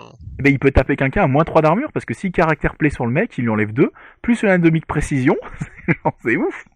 Bah oui, surtout dans une méta, je pense, où on verra peut-être plus de Blacksmith et Exact. de Brewer, etc. De Ça tombe maçon, pile au de bon moment. maçon, de maçon. On en parlera bientôt, mais pour moi, les changements ça va changer la méta du jeu parce que Alchi va être beaucoup moins haut, il y a des choses qui vont beaucoup bouger et je pense que bon, je vous le dirai après, mais pour moi c'est le gros retour du standoff et Maçon va être très très fort là-dedans. Donc on va voir. On va voir. Mais bref, donc un Eve qui déjà en soi était déjà intéressant, qui a son 2 dégâts momentum en 3 qui est très très intéressant. Et ben en plus le 1 dégât en 1 qui fait que sur le wrap il fait 3 dégâts très facilement. Et donc du coup, il se retrouve à vraiment améliorer la guilde. Donc du coup, les deux, ils s'aiment beaucoup, parce que j'ai un influence de plus, et lol, tu t'actives à 4 pouces de moins, quand tu tapes, il y a un d'armure de moins, ben c'est des buffs, quoi. Hein. Ça marche bien. Ouais. Ça marche plutôt bien. Donc j'ai hâte de voir ça un peu sur les tables. Est-ce que ça suffira à ramener Navi dans le jeu? Bah, je pense que le nerf d'Alchi, le nerf de ingénieur football Miner. et de miner fait que un navigateur est plus si bas que ça dans la tier list. Vous voyez ce que je veux Ouais. dire? Ah, tu le remontes au Parce niveau que du les autres, football et au niveau des dégâts. bah bien sûr, les autres factions concurrentes un peu à navigateur, eh ben elles sont moins hautes, elles ont pris des nerfs. Donc conclusion, ils vont être plus hauts. Donc ça va être intéressant de les voir sur les tables parce que voilà. Après, je pense que ce sera toujours une faction qui sera emmerdé contre un Brewers, qui sera emmerdé contre un Maçon, qui sera emmerdé contre un Fisher. Ça restera toujours compliqué navigateur, je pense, parce que Ils sont emmerdés, mais là, ils ont plus de solutions. ils ont plus de solutions. Parce que ils ont toujours pas beaucoup de choses contre le tough hide, ils ont pas beaucoup de choses contre les figurines qui ont des bonnes contre-attaques et parce qu'ils ont quand même pas mal de MZ1. Enfin, ça dépend leur modèle, quoi. Donc on verra un petit peu comment ça change. Voilà. Mais déjà des gros ups pour Navi, ça fait plaisir. Et enfin, Union, donc le nerf dont on parlait tout à l'heure, est une des 3 meilleures factions qui perfait. Alors déjà en Union, il n'y a qu'une seule référence, c'est Vétéran Grid. Il n'y a pas Minx, il n'y a pas Rage, il n'y a pas Fangtooth, il n'y a pas Snakeskin, il n'y a pas comment elle s'appelle, Minx bien sûr. Donc du coup, ils passent sacrément au travers de l'errata, je trouve, les Unions. Ils ont de la chance. Il y a que Grid où ça s'est vu, le reste, ça s'est pas vu. Grid, ça se voit quand même. Donc Grid, ils l'ont nerfé de manière assez intelligente. Ils lui ont enlevé un en tac parce qu'il faisait trop le travail tout seul et c'était assez insupportable. Que le capitaine de support tout d'un coup il tue tout le monde, c'était un peu chiant. Donc ils C'était lui ont ouf, hein. enlevé un en tac. Et enfin Forward Mignon qui était nettement un des meilleurs sorts du jeu se voit nerfé de 2 façons. Un, c'est un sort en aura et non plus en pulse. Donc quand tu réactiveras quelqu'un qui s'est cassé à 1 million de pouces grâce au plus de mouvement, il aura pas de nouveau le plus de mouvement. C'est normal. Arrêtez quoi, c'est normal. Et comme il coûte aussi 3, il va être plus dur à lancer tous les tours. Parce qu'avant, tu pouvais le lancer un petit peu tout le temps en disant bon allez, dans le doute, on verra. Là, ça va être moins ultra puissant. Mais ça garde des tours 1 très forts. En gros, Union, leur problème c'est que Vétéran Rage, il adore recevoir la balle, mais il aime pas beaucoup kicker. Et quand il reçoit la balle, il fait des tricks avec la balle, il fait du hit and run, c'est très très beau à voir, c'est technique, c'est beau. Et V-Grid, c'était très fort en kick, parce que justement, tu rajoutes du mouvement, t'as la dernière activation qui est un peu celle que tu veux, vu que tu peux réactiver du monde. Et donc ça a été un poil nerfé, mais pour moi, Union reste salement viable. Hein. C'est-à-dire que ce vétéran grid, il aurait dû sortir comme ça, il est très très bien. Il reste boîte à outils, il garde toutes les qualités qu'ont les autres unions. Pour moi, il n'y a aucun souci. Oui, puis il garde à côté les Minx, il garde la double activation qui est extrêmement Bien forte, sûr. il gagne le rage. Il garde sa Voilà. MZ2 et son KO en 2, ce qui est juste inexistant chez Union. Personne n'a ça en Union. Une MZ2 et un KO tôt, ça n'existe pas en Union. Parce que c'est une faction qui galère normalement à être KO. Et donc, il garde ces genres de qualités-là. Donc, il sera jamais mauvais pour moi, tu vois. Il sera toujours intéressant. Il ramène toujours 6 d'inf, tu vois. Donc, voilà. Il y a toujours le bonus de la tortue autour. Il y a toujours. Enfin, voilà, quoi. Ouais. Ah oui, je crois qu'ils ont. Non, la lance, c'était déjà plus d'attaque quand tu charges et le tool-up. Hein, c'était pas plus 4. Ouais, c'est Ouais. déjà ça, ouais. Non, c'est les bergers qui donnent des plus 4 sur des bonus. Donc, du coup, ça me. Tu vois, ça me fout un peu, tu vois. Donc on en parle un de ces jours de ces bergers. Voilà, je perds la mesure du rationnel, du coup, avec cette faction. Ah, mais c'est vrai. Un petit mot sur Berger comme ça, après quelques tests avec JL, avec Tonio, avec pas mal de monde sur Vassal. Je vous invite déjà à nous rejoindre sur Vassal. On fait des ligues régulièrement. Pendant le confinement, c'est le bon plan. Ça permet de jouer avec toutes les écoles de pensée et de jeux françaises. Il y a même des étrangers, bien sûr, il y en a plein. C'est super cool. En attendant les tournois qui reviennent, je vous invite à nous rejoindre. On a un Discord, on a tout. C'est sur le forum, je l'ai posté aussi sur le Facebook récemment. Si quelqu'un a un doute, qui pose la question n'importe où, on ira lui répondre pour que les gens puissent nous rejoindre. Ouais, Vassal c'est très sympa. Et donc on a pu tester un peu Shepherd. Et Shepherd, il y a des choses qui vont pas du tout et qui méritent d'être nerfées. Et après, il y a plein de super idées quand même dedans. C'est pas une faction que je souhaiterais tuer, nous mettre à la poubelle. Mais il y a des choses qui sont nettement un poil trop fortes. Vraiment nettement un poil trop Après, le problème, c'est qu'il y a des trucs qui se veulent innovateurs. Donc, du moment que c'est innovateur, c'est compliqué de jauger jusque où tu vas le mettre, en fait. Tu as tout à fait raison. Que C'est tu fasses, hein. C'est facile. comme Ouais, non. Miner quand c'est sorti, etc. C'est facile de faire une Chisel 1 maintenant, parce que tu vas pouvoir l'indexer sur les autres Chisel 1 du jeu. C'est une figurine MZ2 qui tape fort et qui encaisse mal. Bon, bah voilà, tu vas faire un playbook, tu vas faire un nombre d'influences, tu vas faire des résultats, des dés, et ça va être facile de dire c'est en dessous ou au-dessus. Par contre, quand tu veux inventer des nouveaux concepts, comme tu dis là, ça va être très très dur de les trouver, de voir si c'est viable ou pas, et voir à quel point c'est viable ou pas. Il faut de l'expérience, il faut des retours joueurs, il faut vraiment voir des match-ups, et ainsi de suite. Bon là, il se trouve que Berger, actuellement, c'est Thresher avec un taxi. Donc c'est Thresher, un capitaine très, très puissant, très power, qui peut tout casser, qui peut vraiment faire beaucoup de choses et qui marque très bien, parce qu'elle a Oddman Mark, assisté par des planteurs de fous, des accélérateurs de mouvement qui peuvent accélérer de 6 pouces le mouvement de quelqu'un, donc ça veut rien dire, et des chiens qui peuvent faire gratuitement, enfin en mangeant des carottes, mais ça se setup très bien, des pushs de 6 combinés, 2 pushs de 3, ce qui fait un taxi, ce qui fait que tu ramènes une figurine ennemie chez toi. Donc tu peux jouer, bref, c'est un peu un super Thresher cette faction. Et moi, je t'avoue, j'en ai déjà un peu marre. Mais c'est comme ça, moi, je m'exaspère vite. Mais en vrai, il faut chercher des solutions, il faut trouver comment les contrer ou quoi. Mais je pense que ça mériterait quelques nerfs pour les rendre viables. Et je souhaite pas les tuer, mais il y a des nerfs à faire là-dessus parce que il y a des choses qui sont trop idiotes, en fait. Mais Ouais. voilà, par exemple, la carte, je reviens, tu sais, dans le même tour. Si tu utilises le capitaine et que tu légendaries le RAM, toute ta faction gagne plus en armure et RAM revient sur la table. Bah oui. Donc du coup, le mec en face, il fait toute la faction adverse à plus de d'armure. Ensuite, le capitaine, il peut faire, je mange une carotte, tout le monde a close control. Donc ils ont close control et plus de d'armure. Voilà. Ok, d'accord. Je veux dire, là, même Ebb, il devient léger, tu vois. Genre, ça suffit pas. Quand même Ebb ne suffit pas, c'est qu'il y a un problème. Donc voilà, donc ça c'est un peu pour parler des bergers, parce qu'il va forcément les bergers vont nourrir cette nouvelle méta qui arrive, parce que ben ils font partie un peu de ces sorties et de ces errata là. Qu'est-ce qu'on peut dire des errata à la fin? Il y a eu beaucoup de nerfs, mais il y a eu beaucoup de up et de rework, et ça me fait terriblement plaisir. J'aime bien que ce soit pas juste des réajustements vers le bas, mais beaucoup de réajustements aussi vers le haut. De se poser les questions de comment améliorer les choses, comment remettre, comme Blacksmith, comment remettre Blacksmith sur le droit chemin, quoi. Après, c'est un errata qui est plus petit que celui de cet été, donc je pense qu'il y a des gens qui vont être déçus parce qu'ils voient pas leur faction. On voit pas Masson, on voit pas Fischer et tout, mais pour moi, il y a aucune raison de toucher à Masson ou Fischer. Hein. Peut-être Hammer, peut-être un petit truc, ou Shark diront les mecs les plus puristes et qui diront ouais, c'est un peu Côté, dépassé. mieux vaut pas voir ces figurines là-dedans et au moins ils se prennent pas de nerfs, tu vois. Voilà, c'est aussi ça. Le plaisir de pas voir le nom de ta faction, c'est de te dire tout va bien. Tu vois, finalement, ça veut dire que Corbelli il bouge pas, ça veut dire que Honor, sa double activation pour 2 points d'influence, ça reste viable. Alors que bon, voilà, c'est discutable, tu vois. Hein. Ah, mais non, c'est bon, c'est cool, ça. Bon, bah c'est bien. Donc voilà. Donc je pense que l'errata est plutôt une réussite parce que je vois rien d'absurde. Je vois rien où, en fait, je vois Cast très forte, mais je la vois pas débile parce que ça reste un Blacksmith. C'est-à-dire qu'une fois qu'elle aura fait la folle, elle va se faire éclater. Elle va se faire punir fort, elle va se faire tuer. Quand les gens comprendront un peu ses menaces, ils essaieront de la contrôler ou de l'embêter avec des contre-attaques un peu plus, avec des KO en 1 ou des trucs comme ça continuera de la gêner, même si elle enlève du tac ou quoi, ça continuera à la gêner. Donc bref, loin d'être, je vois rien d'aberrant. Est-ce que toi tu vois des choses qui te font un peu tilter, des choses qui te font dire oh putain. Oh, même pas, non. Faudra juste que voir comment Vet Kata ça se traduit sur la table concrètement, une fois que tu le contrôles et les dégâts, etc. Oui, ça c'est vrai. Par ça. Voir s'il reste compétitif ou s'il reste trop fort ou si c'est nul à chier et que ça. c'est plus jouable. Ouais, Parce tout à que fait. moi, ce qui était extrêmement fort avec Vet Kata, c'est quand il commençait le tour directement, il pouvait avoir 6 momentum ou Ouais. 4 ou 5 quand Il, il ga- tuait. il garde ce combo, Ah, s'il tue, ça reste viable. Hein. Sur le papier, ah ça oui, c'est reste ça. viable. Faut-il qu'il tue? Faut-il qu'il ait l'initiative aussi? Ça veut dire qu'il faut sûrement avoir kické. Parce que si t'envoies vétéran catalyste, c'est que l'adversaire a la dernière activation. S'il a un squaddy ou un capitaine à 4 ou 6 d'inf, normalement c'est lui qui a le momentum parce qu'il va pouvoir farmer vétéran catalyste. Ouais. Donc ça pose des questions. Ça pose des questions. Surtout qu'il est plus censé tuer s'il y va parce qu'il fait moins mal. Voilà. Mais après, encore une fois, c'est des données à vérifier sur la table. J'espère que vous nous direz un peu vos retours à vous. Qu'est-ce que vous en avez vu? Qu'est-ce que vous en avez pensé? Ouais, c'est vrai.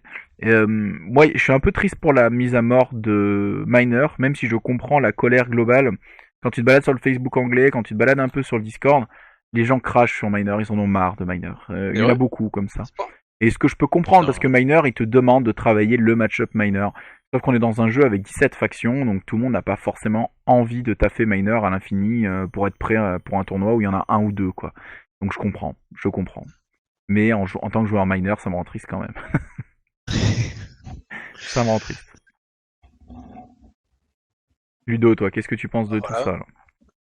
Bah, moi, je pense que, ouais, j'étais content, j'avais trouvé ma faction. Les mineurs, il se passait des choses, en plus, je commence à faire des kills, et là, on me dit, bah non, c'est non. C'est non. C'est non. Mais d'un côté, c'est bien aussi parce que ça donne envie de découvrir de nouvelles factions, etc. Ça pousse à aller voir d'autres choses, de nouvelles. Il y a vraiment des choses qui font envie, hein, comme Navigateur qui font vraiment envie, Brewer avec Pinpot qui devient super fort. Ouais, Franchement, ouais, il y a de quoi faire. Ça, en fait, ça relance les dés tout simplement. Ça relance les dés de la faction, enfin de la faction, enfin, du jeu. Et du ouais. coup, quoi ça va tomber? Est-ce qu'on aura des nouvelles visions? Ça peut être En, sympa. en ça, les ratas est déjà une réussite. Le simple fait de, en tant que joueur, nous poser des questions et nous donner des envies, c'est le but de l'errata pour moi. C'est quand tu sors d'un errata et tu dis bon, j'ai envie de jouer rien ou ça me saoule, c'est dommage. Quand tu sors d'un errata en disant putain, je vais mettre ça sur la table, c'est trop cool, ça a l'air trop fun. Ah mais putain, je pense que ma faction, que son pire match-up a été nerfé.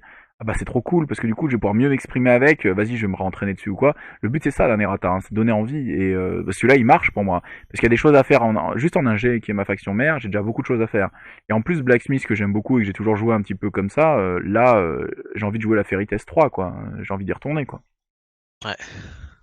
Donc je suis très Ouais, bon, on content de tout verra ça. ça. Donc, pour les prochaines games, etc. À la fin du confinement, je pense qu'on va bien taffer ça. Ouais, En j'avoue attendant, il y a d'ailleurs, Massan, hein. on peut en parler vite fait. On n'a pas fait trop de vidéos depuis le confinement. J'ai oublié d'en poster une, donc je vais en mettre une récemment sous peu sur Carnage. J'ai une vidéo Carnage qu'il faut que je monte et que je mette en ligne. Ça arrivera dans la semaine. Et c'est vrai qu'on n'a pas fait grand chose parce que bah, j'avais pas beaucoup de vidéos d'avance. Du coup là on fait un peu un truc où on regarde sur internet tous les deux de notre côté et puis on parle comme ça au micro-casque. Mais dès que le confinement est fini, on refera des parties, on refera du Game of Thrones, on refera du Guild Ball, on refera du Carnage, on refera un peu tous nos jeux phares. Et puis on remettra des vidéos sur la chaîne, c'est promis les gars, c'est promis. Voilà. Un petit mot de la fin Ludo? Bah, on va tous tester tout ça, et puis voilà. Surtout, revenez pas avec les retours parce que ça va être super intéressant, et à bientôt. Allez, à bientôt, ciao. Et salut, ciao.